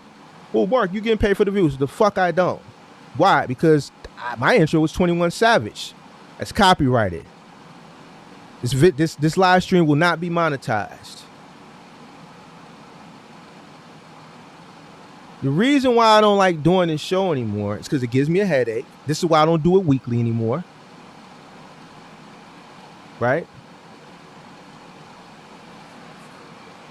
And it's becoming a pain to educate people.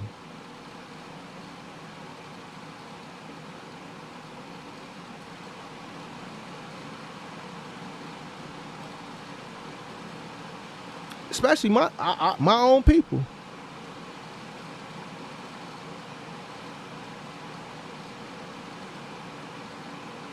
If you want to be a business owner, you want to be successful in this business, then you need to breathe, live, eat, shit this business. Period.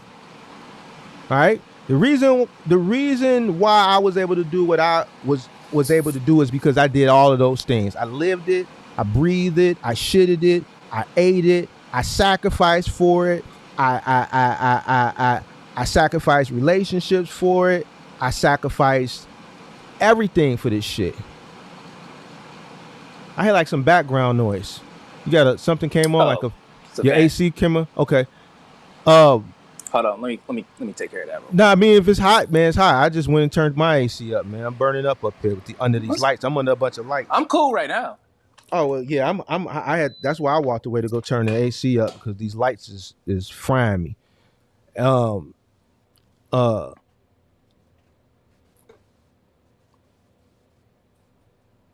Engulf yourself in this business.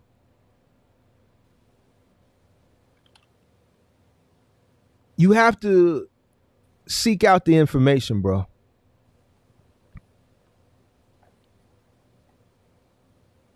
I don't know what you did to your camera, but you real blurry now, bro.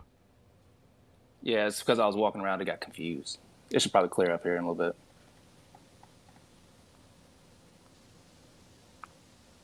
I ultimately want you to win. I don't want you to lose, bro. Like, everything that I'm telling you, the humor that was in it earlier, now it's frustration. The reason why I'm frustrated now is because it seems like you nonchalant about it. No, I'm not nonchalant. I was actually trying to keep it a little light because it's serious, right? But I'm also not trying to take it super serious. I'm not trying to, because, like, especially when I was talking about, like, the thinking pattern, right? I look at this and I'm saying, like, hey, somebody else is on this live stream. You got like almost 100 views right now. Somebody else in this live stream that probably got a similar mindset that I do. Look at things similarly to what I do. They're going to leave this live stream and they're probably going to do the exact same thing because they're not getting it. So I'm keeping it nonchalant. One, because I'm not going to, I don't feel like I'm getting beat down or attacked or anything. Like this, like you were saying, you're doing this as a charity. Like you just doing this because you want to try and help people. So I'm taking them like, all right, what can I take from this so that I can actually, level up? What can I take from this so the next time's like, hey, I don't have to do this OTR thing the way we doing this OTR thing. What is that next opportunity? How we look at it? How do we, build this out? Like, I'm looking at that saying, you don't need to do OTR, period, bro. I'm telling you this. Exactly. Listen, I'm telling you, don't do that shit. You don't have the right equipment to do it. You don't know your car. Listen, it's not beneficial for you, bro. It's really not beneficial for you because of the market that you're in. It's more opportunity there that you're gonna make more money with less strain, less wear and tear, less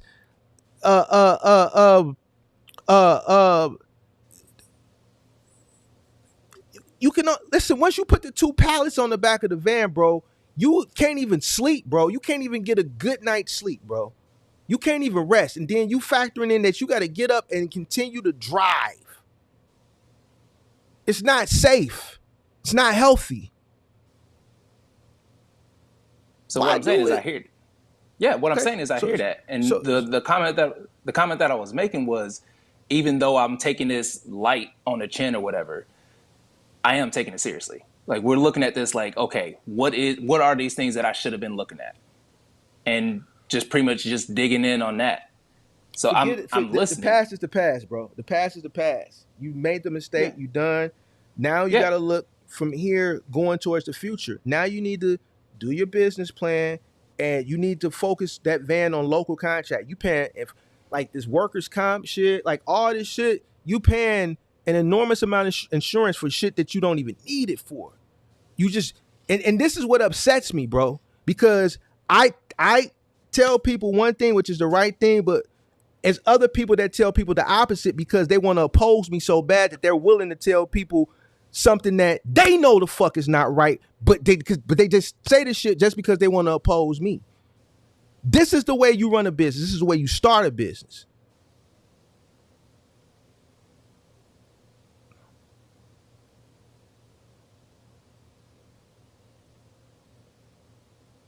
You don't need to go over the road. You don't have the equipment. You're not equipped for that lane. You're in a market where there's plenty of opportunity. You need to do a business plan. You need to find local work. I've given you some great options that you didn't even know existed. Mm-hmm. For you to start with, right? Stop thinking about the past. That shit over with. That shit over with. It's done, bro. You need to think about shit going forward and how you could turn this business around and scale from there. You know, dedicated work. Even if you do office supply delivery, I know T-Force is up there. They got StockX. If I was you, I would call StockX tomorrow and see who holds that contract in that market. Call the StockX corporate down on Woodard Street, downtown Detroit, and ask them for the logistics department and find out who you can contract with for that. Because here is T-Force, but that's the capital for the shit. All those shoes got to come there for authentication, and they use cargo vans for that shit. All the auto parts, the tires, whatever other commodities that come out of Detroit for manufacturing. If you can't find nothing, it knows why you still looking. T-Force, Office Depot, Waco, Capstone, Staples, do dedicated office supply delivery work. Medical supply, delivering medical supplies, wheelchairs, crutches, canes.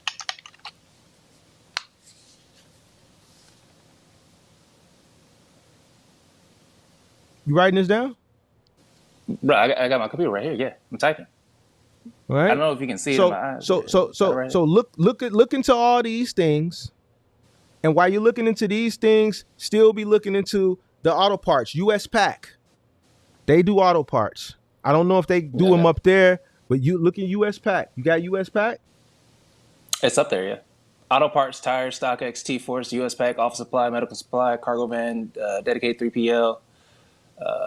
Ask who has the contract with those different places when you call them.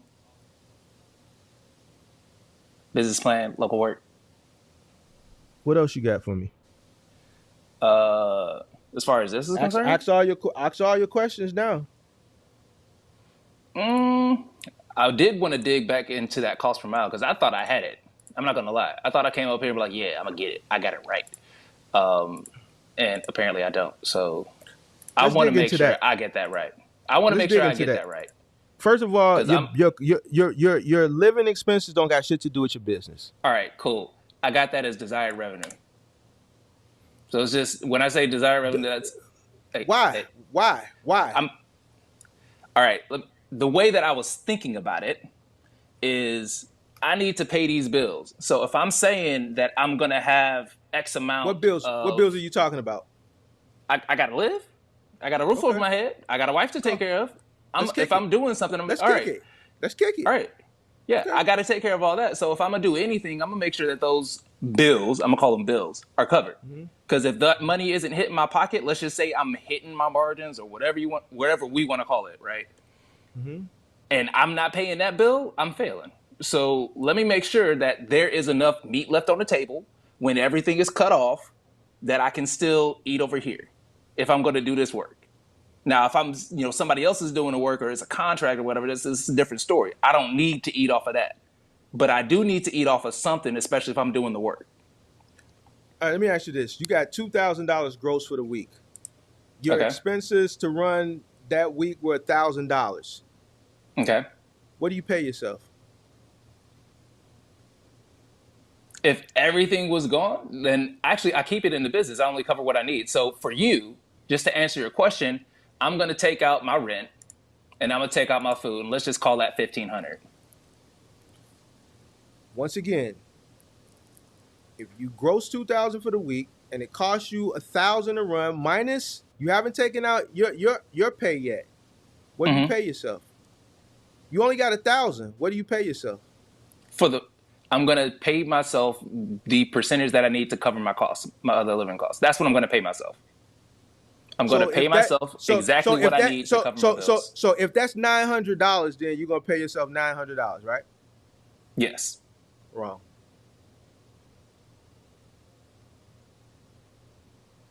Okay, let's hear it. So you said I'm wrong. Yeah. You're wrong. I gave you an example. $2,000 is what you gross. All your expenses are $1,000 minus what you got to pay yourself. You're going to pay yourself. Now, you said with that $1,000, you still got to pay yourself. And you said, well, I'm going to pay myself whatever my cost to live is. So if your cost to live is, let's say, $900, then you're going to pay yourself $900, right? That's going to leave $100, right? Right? All my expenses were 1,000. You said it was 3, so that was 2. Minus your pay. So it's 1,000 left. You still got to pay yourself. I said, what do you pay yourself? Okay.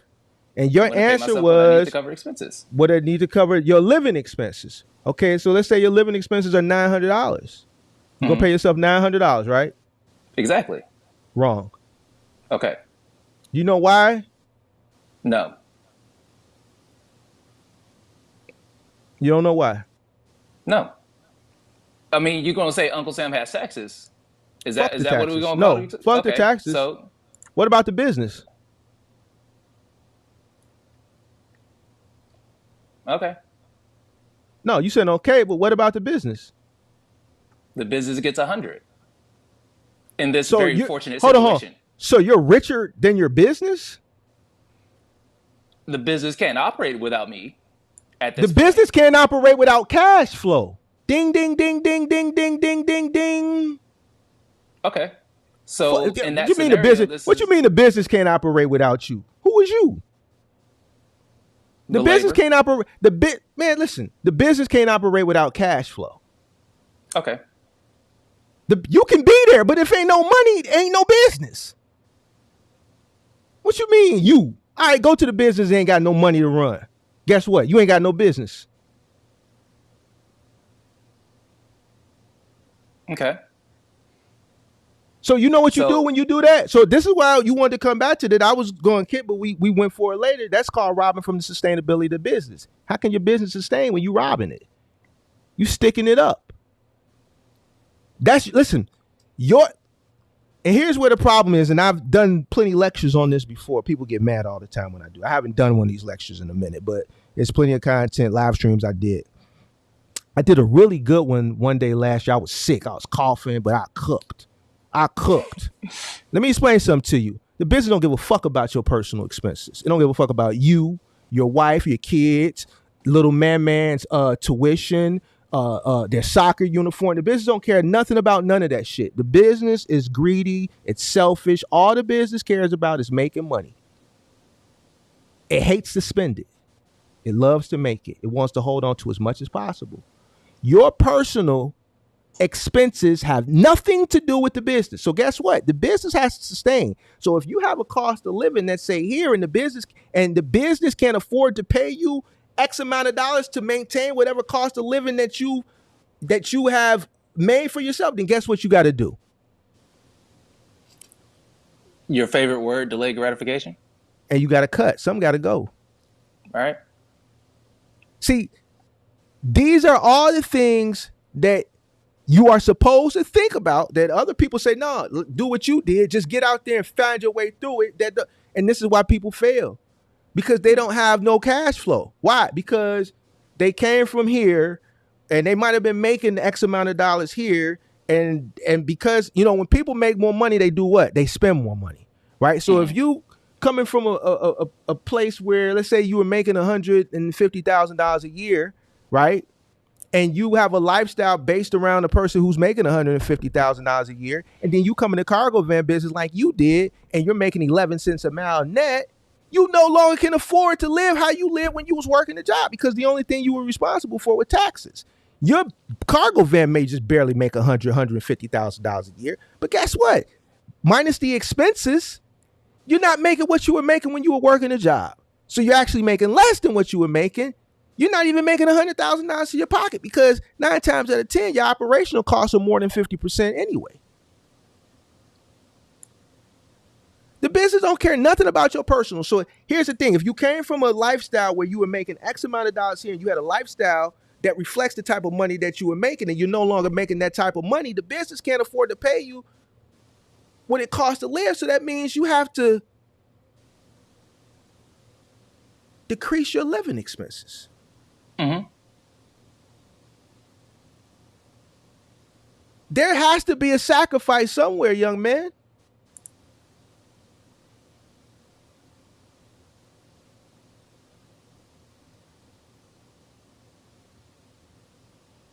That's why we moved from Oregon. We understand it. Okay. So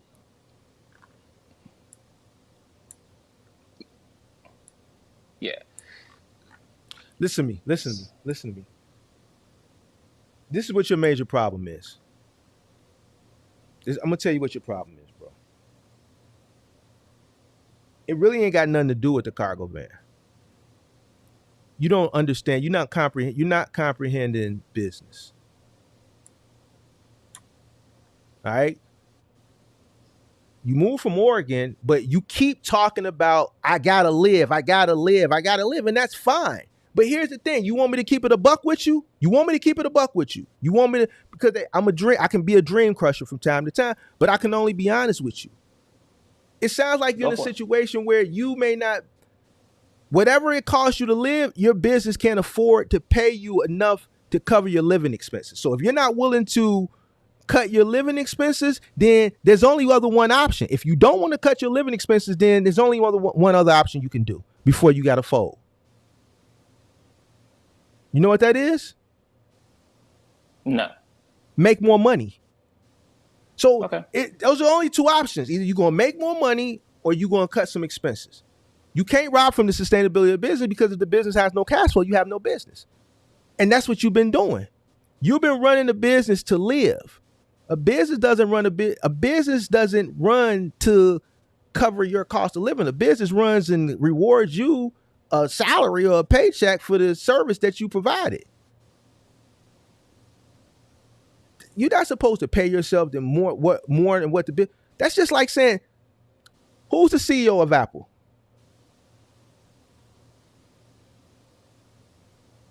What is his name? Tim Cook. Let me give you an easy one. Who's the founder of Amazon? I don't remember his name.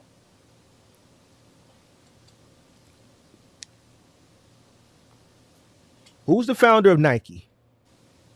I don't know that person. Who's the founder of Tesla? Who's the founder of Tesla, bro? Come on, you gotta know this. Right now, don't look it up. Look at the camera. I'm looking at the camera. My eyes are closed. My eyes are closed. God, Jesus. I can't think of his name right now because I'm laughing to myself.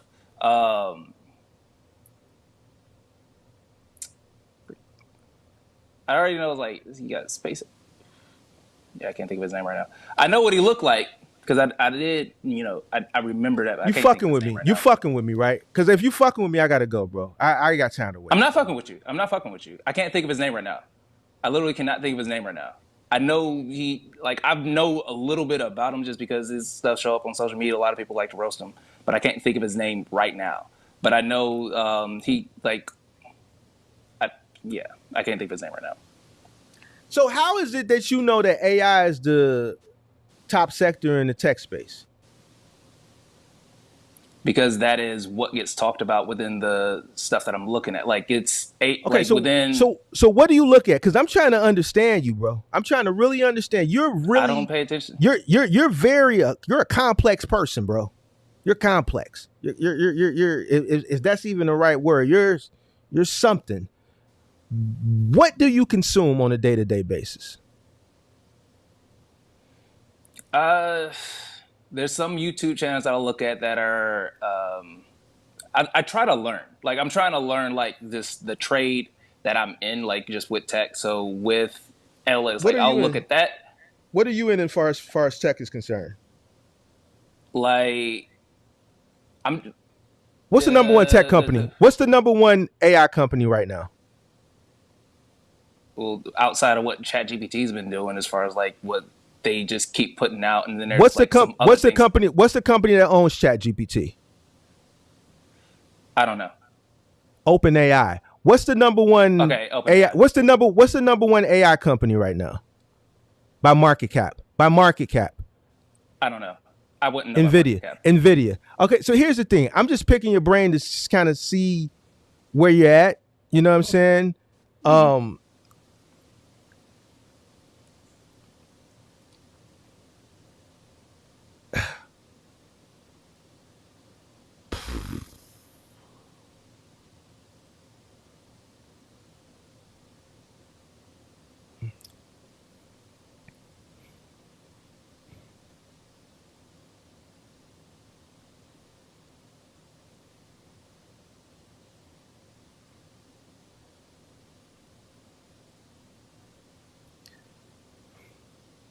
Give me a second, bro.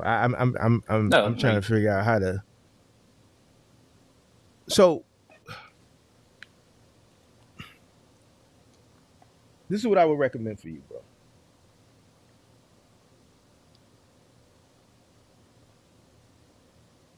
There's a lot of basic business practices that you have no idea. You have no idea. Because you're confused, you know, this whole living expense thing, you pondered on this a few times and I meant to, but now we're here. I'm gonna be honest, I don't know what your living expenses are, but normally when people continuously talk about living expenses, because I've been doing this for about 2 years now. I've had people that have come up on other shows, testimonials, and the call in. Well, Mark, you know I gotta pay. I gotta take care of home. I gotta take care of home. And every time they say that, and I go and I break it down, their cost of living is exceeding what their business is bringing in.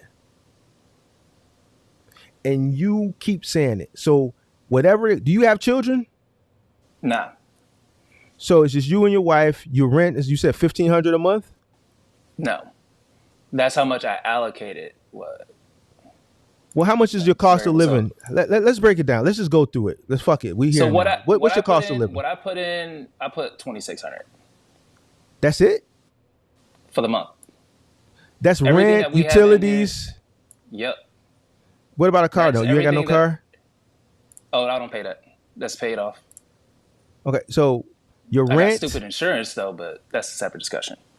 but is that included in the 2,600? Yeah. No. So Yes. your insurance, your car insurance, Yes. your utilities, Yes. food, Yes.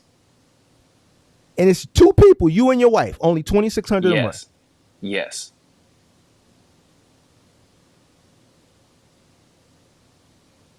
Okay.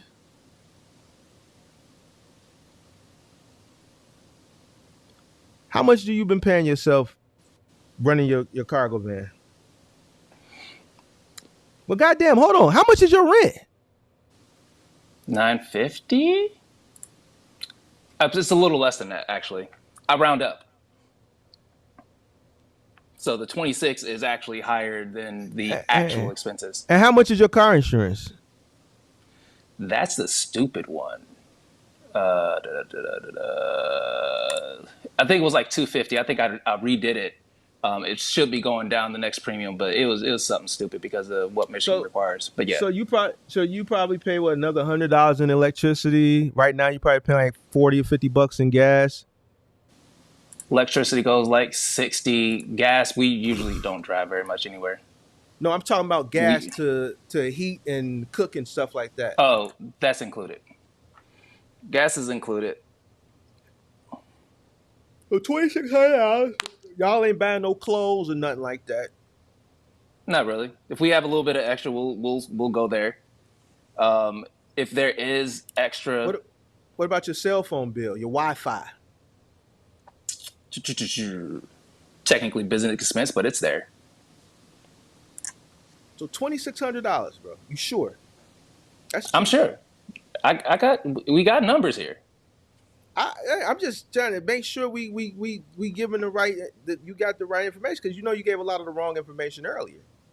Yeah, that's what I was saying, because I wanted to make sure. Like I said, I listened to the other lives, and I was like, all right, let me go actually do this breakdown per mile, because I had it broken down per dollar. I was like, let me go ahead and break this down per mile, and I went and broke it down per the miles that we were calculating we would have to meet in order to cover the costs, and this is what we got. So when I said before, if I took away what is now 17 cents for whatever we take, that would be 47, what I'm looking at right now, for the actual cost per mile to run the cargo van. Say that number again? If I did it right. 47. Say that. 47 cents a mile? Yeah. And that's not I including, took away what I was paying myself. And that's not including, well, hold on. That's not including your personal expenses, right? Yeah, that's 17. What about health insurance? Somebody just brought something up, because I'm finna be a stickler on that shit now. I'm a Navy veteran. So I remember you had that conversation. I think it was like a couple days ago, if it wasn't yesterday. You were talking about health insurance. That is something I'm gonna have to look at. But I'm a veteran, so I don't have, I can get like 99% of my care done free. Dental is something that I'd have to cover out of pocket. So, but you don't have it? I don't have health insurance. I haven't had it since I was a W-2. So you don't have any insurance? I don't have it, but I'm also a veteran. So I'm saying, when it comes to most of my medical care, I know that I can go to a VA to get most things covered. I've actually looked into that. So because I have VA, majority of my stuff is covered. This is maybe some fringe stuff that might not be covered, depending on how some stuff happens. But it wasn't something that was super out there.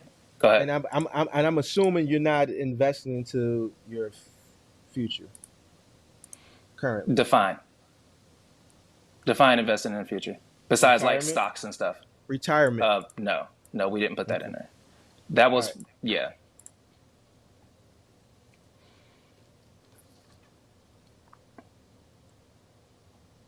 You said your cargo van is netting about $11,000 a month. That's what we were able to do last month. Gross. And how much of that did you spend on the business? Just the business. I don't care about your personal life. I didn't do a bill breakdown on everything. So you don't got a P&L. So you don't got a P&L. Not detailed either you do you know what a P&L is? Yeah, it's a profit and loss statement. I don't have it detailed like you need it. Do you have one or you don't have one? No. I'm just gonna say no. So you grossed 11. What did you spend? So let me just do this real quick. So that's $38.50, and then we're gonna add in the fuel. And I assume this, so $38.50 and then 33. Just call it 33. So 68. Let's call it 68. No, 38, 33. So let's call it four. Let's call it 75. Call it 75. I don't want to call it anything. All right. Hold on. Listen, Hold this on. is Let me get it. business. You can't just call it something. It is what it I rounded is. up. This is why I'm messing with you. Don't round me anything. It's real numbers. Did the broker round up when you agreed on taking a loan? He said, "I'm just going to round it up for you to help you out," or did he give you a real number? Did he give you a real number? Does the insurance company round down on you, or do they give you a real number? Does whoever you financing your van through, do they round down the number to help you out, or do they give you a real fixed number? I need a fixed number. You 71, listen, 40, 28. man. You doing calculations right now. I don't believe that, bro. I just did. These are all the 71 what? 71, 40, 71, $7,140.28. Between the fuel costs that we estimated out, which I just took the highest, fuel that I ended up paying. Usually ends up being less than this. So you grossed 11,000 even. We just gonna say 11,000 even because that's what you told me. And you netted. So this is $7,140. No, that's what we spent. Oh, that's what you spent. $7,140. It's just call it 1,100. It's 11,137.78. Is exactly what we got for everything that we minus. Hold on, bro. 11,000. God damn it. 11,000 minus 7,100 and what? Why are you here? No, fuel costs. 7,140.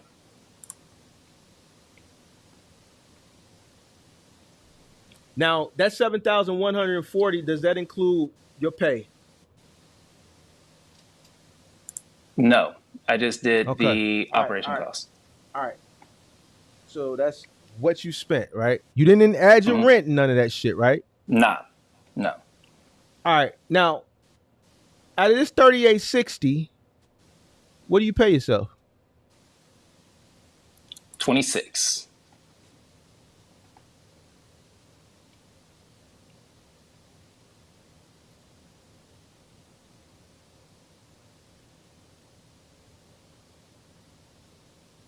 You don't make enough money, bro. Okay. That's what we started the conversation like this.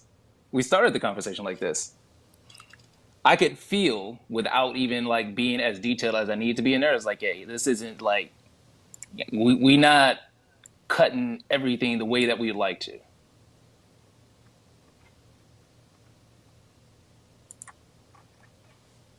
So you just robbed the business. You just screwed the business. With 38, I'm gonna be honest. I'm gonna keep it a buck with you. And this is for the month. This ain't for the week. This is for the month. For the month. You really can't even afford to pay yourself.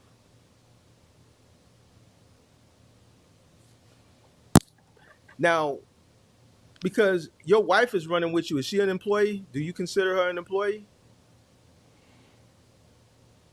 Yeah. Why? Let's go ahead and call it that. Why?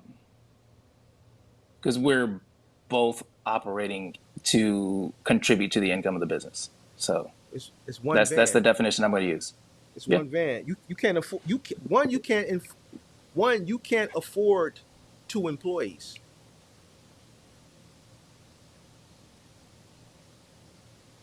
If the numbers that you're telling me are exactly correct, your business is at 3,860 and you haven't even paid yourself.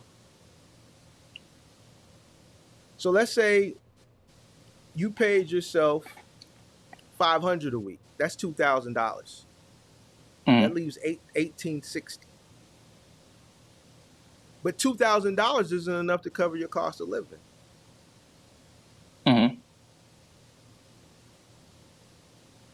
Now let's say you pay both of you guys $500 a week. That's $1,000 a week. That's $4,000 a month. Now you're operating at a loss. Tell me how you can afford to pay 2 people with 3,860. It ain't fair. That's fair.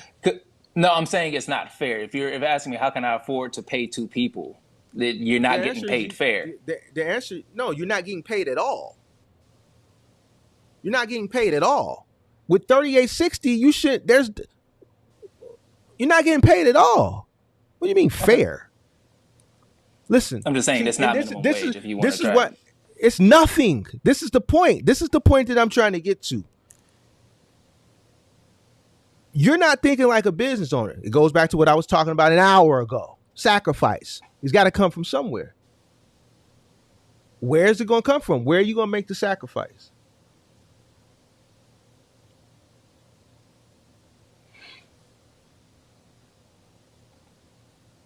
I'm spending a lot of time with you, man. They told me I was being mean to you. I was picking on you. It wasn't helping you. If this ain't help, I don't know what is. I don't know what is. So check this out. Where are you going to make the sacrifice, young man?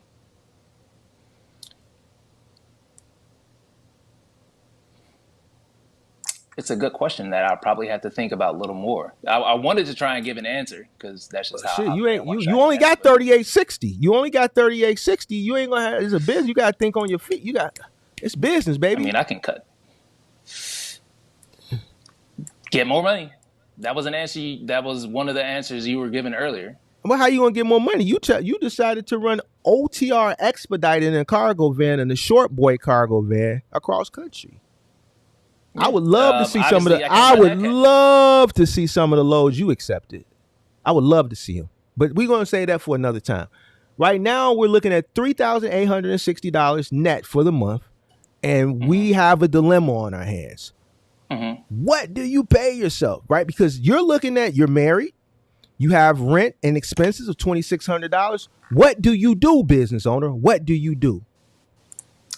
Pivot. The only thing I can do is look for an opportunity that pays more or that costs less. You can do that next month, but right now rent is due. What do you do? Rent is paid. If let's just assume nothing was already taken care of. Rob Peter, pay Paul. Find a loan. Like this is what I would do. With options are out. 3860 is not enough for me to pay myself. Okay. So I start eating bologna. Do you understand? But hold on. Do you understand why? We're not just going to jump. Do you understand why? I'm going to assume because I'm going to say like I don't necessarily see where you're saying I don't pay or the business doesn't make enough because if you look at numbers and numbers, like 26 is less than 38. So yeah, I got enough. That I'm saying I'm keeping it a buck with you too. All right, boom. You driving? All right, let's now we finna get into the nitty gritty. Cash flow. You think $1,200 is enough cash flow? Let's kick it. You driving? You want to be Mr. Big? Drive cross country OTR in a cargo van. All right, you driving through Kentucky. You driving through Idaho. You get a blowout. You blow out your two front tires. You in the middle of nowhere. Ring, ring, ring, ring, ring. Yeah. Yeah, we're off mile marker 55. Yeah, what's your name? Terrell. Yeah, I'm Terrell. We're off marker 55. Now, let's say you're going through Kentucky. It's even better. You're in the middle of Kentucky. Oh, man. Wait till you hear this one. Yeah, and I had two blowouts, and I'm off mile marker 55. Terrell? Oh, yeah. Can you guys come? I only got one spare, so we're going to actually need a tow. I see the nearest town is about 150 miles. Yeah. $3,000. I'm not exaggerating. The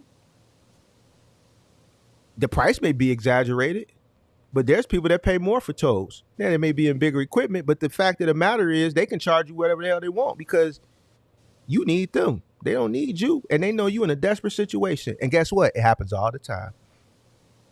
What do you do? Do you understand what I'm getting at? Yeah. You have no cash flow, and you're exposed to a lot more liability running OTR. Anything can happen. When you're out on the open road, you have to make sure you got money anything can happen. And anything that happens when you're over the road, you know what? It costs a lot more than it happens when you're local. See, if you break down in Detroit and you need a tow, 150, 200 bucks. You call old man McKenzie and you tell him your name is Terrell and you in the middle of Kentucky somewhere, they can charge you whatever they want, and they are going to. If the nearest town is 150 miles, that toll gonna be over $1,200. And then guess what? When you get to town, you gotta buy a new tire. Or you can have Cassidy or one of these Goodyear, they can drive the 150 miles out and do it for you. But guess what? They start charging you by the hour once they leave their terminal. So if they got to drive 100, let's say 150 miles out, they probably charge you $125 an hour, plus the cost of the tire. They're not going to bring the cheapest tire. They're going to bring the most expensive tire. Ask me how I know. Because you had it happen and or you did it. Exactly. So they're going to charge you let's say $25 an hour from the moment they leave. That's a 2.5 hour drive. They're going to charge you. The clock is still running while they do it. Then they're going to charge you for the tire. And guess what? That 2 hour drive back to wherever it is they came from, the nearest town, you got to pay for that too. But if the truck breaks down and it ain't a tire, you got to get it towed. You in the middle of nowhere. You just leave it there? Something got to happen because you in the middle of nowhere. And then guess what? It breaks down. You get it towed. You got to pay for the tow. And then guess what? You got to get a hotel. Well, we usually sleep in the back of the van. You're not sleeping in the back of the goddamn van. I lock my shop up at 5 o'clock, motherfucker. You sleep in the fucking hotel down the street. They might talk to you like this. God damn it, Terrell. What's your name? Terrell? God damn it, Terrell. I'll look at it. Yeah, I got 5 vans in front of you. I'll look at it Friday. It's Monday. So now you got to either sleep in a hotel or you got to catch a cab to the nearest airport. The nearest airport might be in the town 200 miles away. The nearest city. You got to pay for that. You got to book a flight or find the nearest Amtrak. Come back home, and then a week later when he fixes it and gouges the price because he can, and you're Terrell with dreadlocks and they don't see your kind around them pods like that often. And it's a town, and he got to make money because it might not be a good little sweet lick like that come around them parts, no time soon. So he got to make the most of it while he can. Then you got to hop on the Amtrak, come back down there a week, 2 weeks later, whenever he decided he want to get to it. Unless you're going to pay to have it towed all the way back up to Michigan. Yeah, hop back on the Amtrak and go back down there. Then when you get down there, you got to catch a cab 100 miles to the town. This is what running OTR is. When you're out on that open road in the middle of nowhere, you know what you need to have? Money, because anything can happen.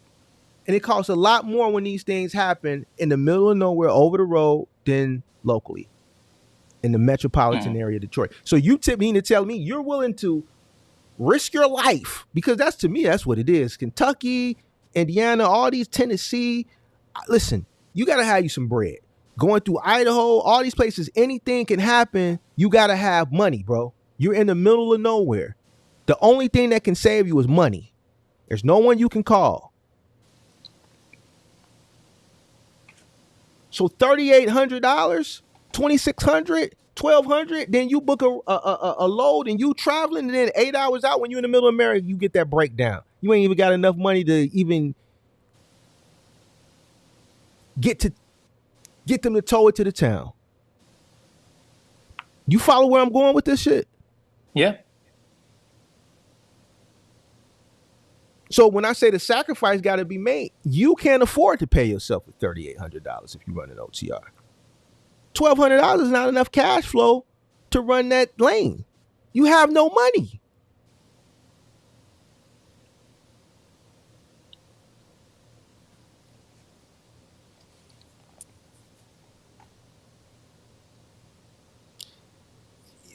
Here's the thing. You got to look at it too from this perspective. You traveling across the country with your wife, bro. Mm-hmm. it's just not safe, bro. You don't have the money to sustain. I don't recommend it anyway because it's waste of time, but you can't afford to. You're not making enough. So either you're gonna have to lower your cost of living even further, which I don't even think you can lower even $2,600, bro.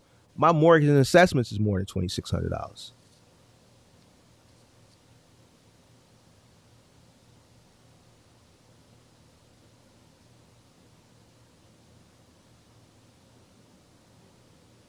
So I don't even think you can lower it any lower than that. I've never heard that before.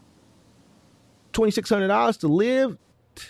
I don't think you can get any lower than that. So I don't see it. Don't look like you be standing on couches. What's that allude to? Never heard that phrase. You pop bottles? Nah.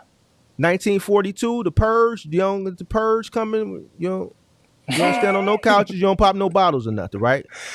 If this is a party life, then nah. You ain't no Ocean Prime or none of that on the weekends, right? Nobu. I don't even. Detroit got a Nobu, right?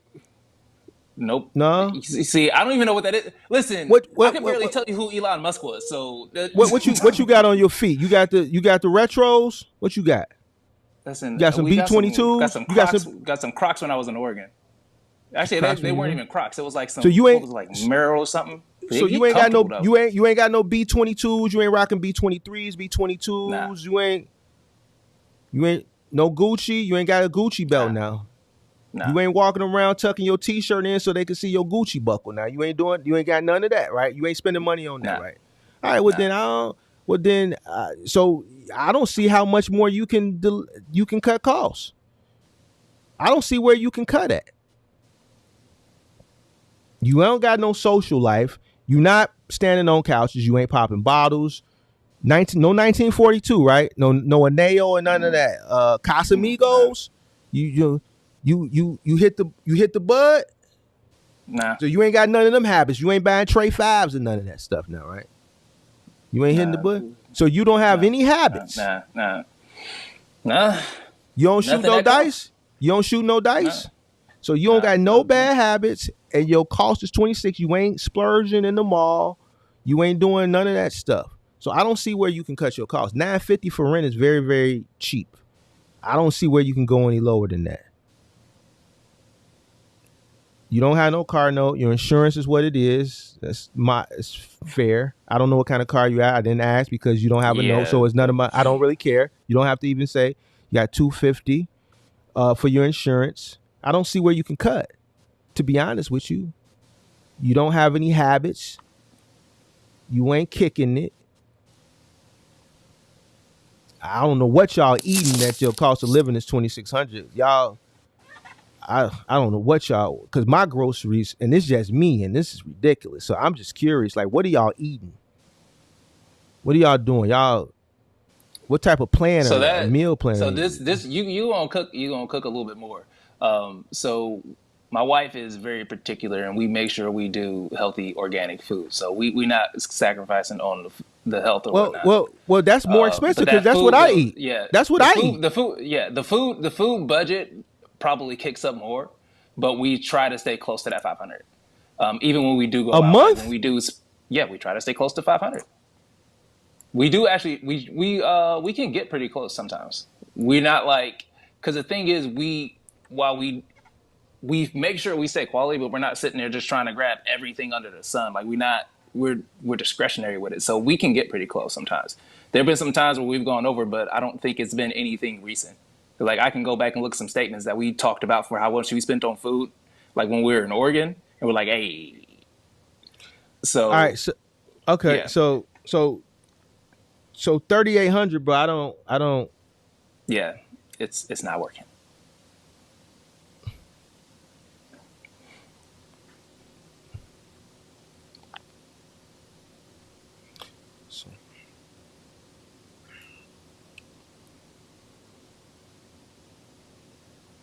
That cargo van ain't generating enough income to sustain your lifestyle.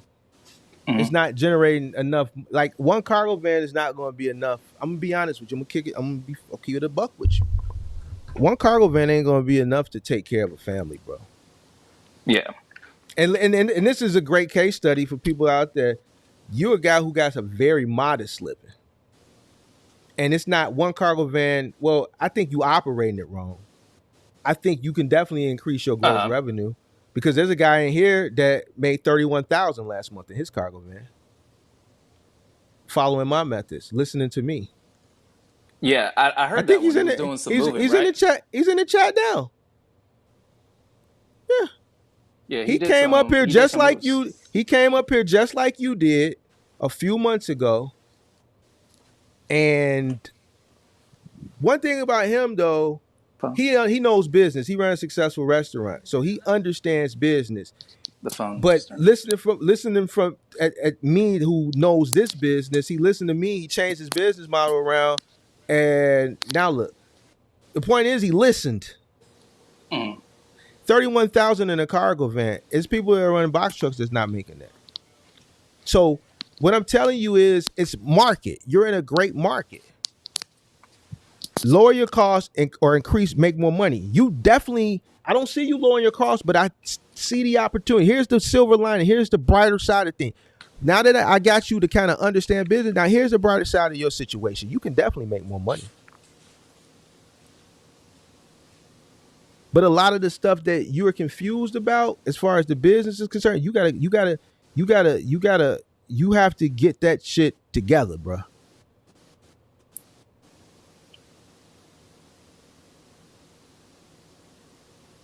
Okay. Hey man, you funny, bro. You like real nonchalant, like yeah, all right, okay. No, look. Again, like don't take the response as what's actually happening. Because again, I'm not trying to like I don't even know how my response would be different. You be in Than what it I is. think I saw you in the Discord. Discord, right? Yeah, yeah. I when you put up the Discord, because like I said, as much as I don't know, so let's just go with me being nonchalant, right? Let's just say I am nonchalant. My whole thing is always being informed, and one of the biggest things, you know, growing up is like I never really had people who could tell me stuff. I had to try and figure out things on my own, and you can, guess how well that goes when I need to figure out everything on my own. If you put the information in front of me, yeah, I can do some stuff, but I got to go find the information, or I'm supposed to have already known this thing, and that's just like that's even on a personal level, like something has been a struggle. So when it comes to something like this, I'm like, all right, let me see, let me know. You're telling me this, all right, let me go look at it. We say I should be doing this way, let me go do that. I'm not the kind of person to be so stuck up in myself that I'm not going to listen to what somebody's telling me. But at the same time, like I was saying, like I haven't always had that. So it's not like I'm gonna just go back into my repertoire of everything everyone told me back in my life, and I'm gonna just sit here and make everything all, everything's gonna work out because I'm gonna just, lean back on that information. It's all relatively new. So Okay. everything you telling me about business, I didn't go to business school, and I probably didn't pay attention to stuff that I should have. But now I'm hearing it from a different perspective. I'm like, all right, take a look at it. And my whole thing, and I guess what's coming off as nonchalant, is like, all right, I'm not gonna take this on the chin like, oh, I'm bad. I'm gonna go. Like, I already went through that phase. I already went through the whole being inadequate, not being able to do stuff. Like, all right, so this is what needs to be happening next. Let's go. Let's figure out what that next step is. Let's put this in place. Let's go have these conversations. Well, I appreciate you coming up here. I like you. I think you're a cool kid, or a cool person rather. I'm sorry, I'm just older than you, so I don't take it personal. Yeah, you cool. You cool. I think you just gotta, business is, I'm just real. And I mean, I know you're new to the channel, but anybody's been watching for a while. Like, I'm a stickler for business plans. And I'm a stickler for understanding costs, because how can you ever grow if you don't know what it costs to run your business? You can't. You can't. You have to know what your operational costs are at all times. Mhm. If you don't, you're going to fail. You're going to have issues. You're going to be confused like you are. You need to start consuming more business. I'm not faulting you for not knowing these guys, but you need to consume not only information pertaining to your business, but you need to start educating yourself on just business, basic business practices. There's plenty of free lectures and courses that you can take online. Introduction to Business 101, right? You need to start taking some entry level business courses uh, because it's going to make you a much more sharper businessman. All right. If you want to be successful in business, if you want to build a business that pays you enough so that you can fund your lifestyle, fund your living, right? Then you have to run an efficient business, and you always have to make sure that you're continuously finding ways to keep your costs low or lower your costs, and also simultaneously continuously figure out and find ways to increase your revenue. Right? All right. Uh, because right now you're just not making enough, bro. You're robbing from the business. I wouldn't run that van over the road anymore. I think every time you run that van over the road, you're taking a loss. You think, listen, you think you're profiting, but you're not. So when I said earlier you're losing and you don't even know it, you said, well, I wouldn't be here if I wasn't. You're not running your business the right way, because $3,800, shit, they should you supposed to be late on your rent. Your rent shouldn't have been paid. But I get it, you gotta do what you gotta do, but now the business is suffering. Business has no cash flow. Do you understand what I All right. mean now with the sacrifice? Yeah. Yeah, I definitely hear you. I So definitely hear you. I'm understanding what you're saying. so technically you're operating at a loss. Okay. You're not making enough money. If it's the business is not making enough money to pay you, there's gotta be a sacrifice. Another way you can sacrifice is not pay yourself, but then you're not gonna be able to pay your living expenses. Mm-hmm.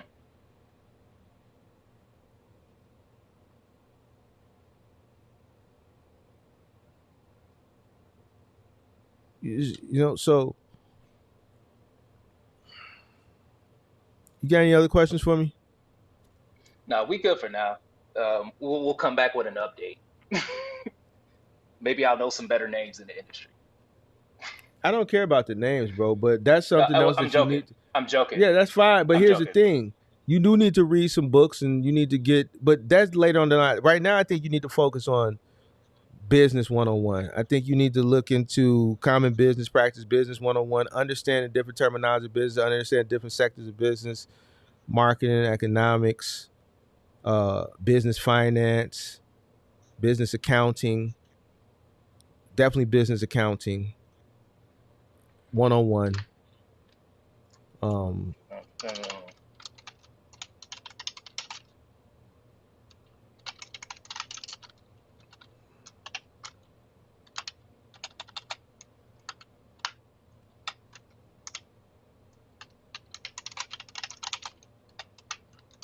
Then later on, after you get all that, then you can go down to ethics, business ethics, and stuff like that.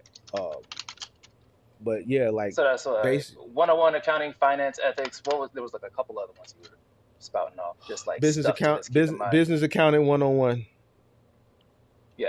101 accounting, finance. You had a couple other things before you went to ethics. Introduction to business.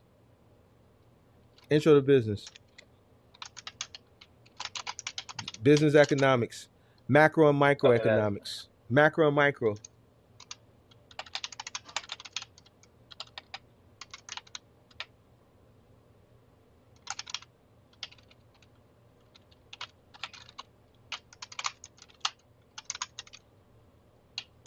all right.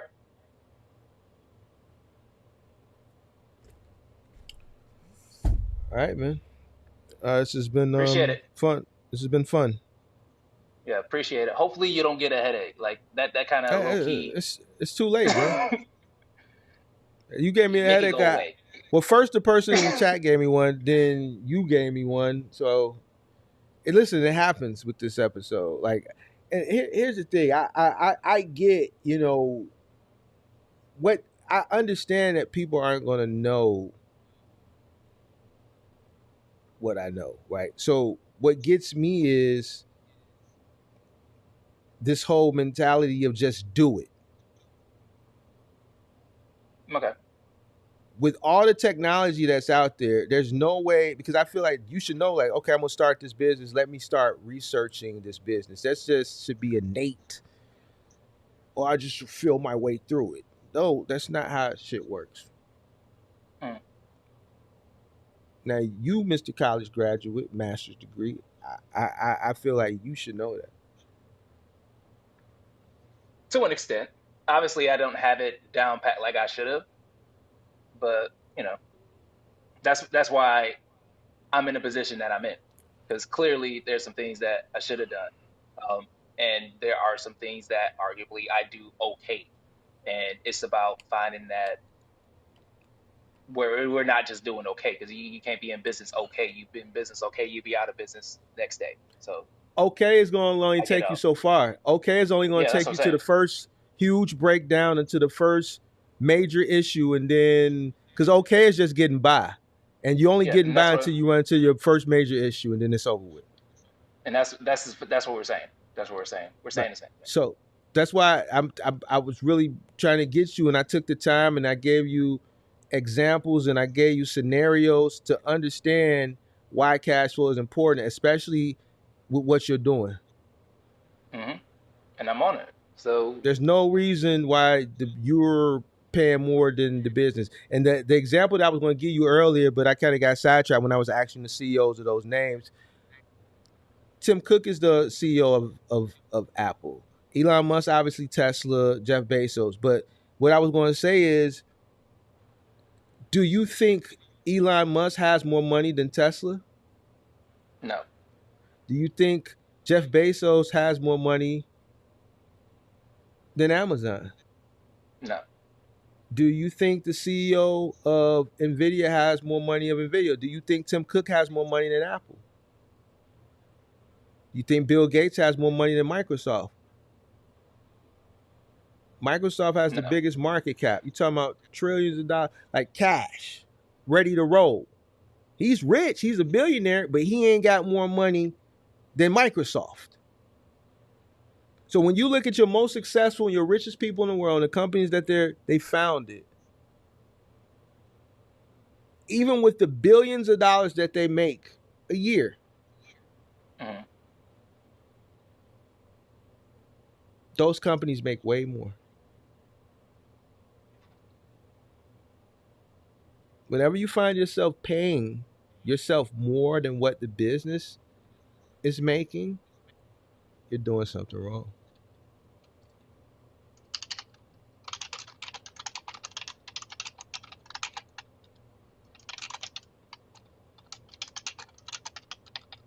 The business has to sustain. Listen, at all costs.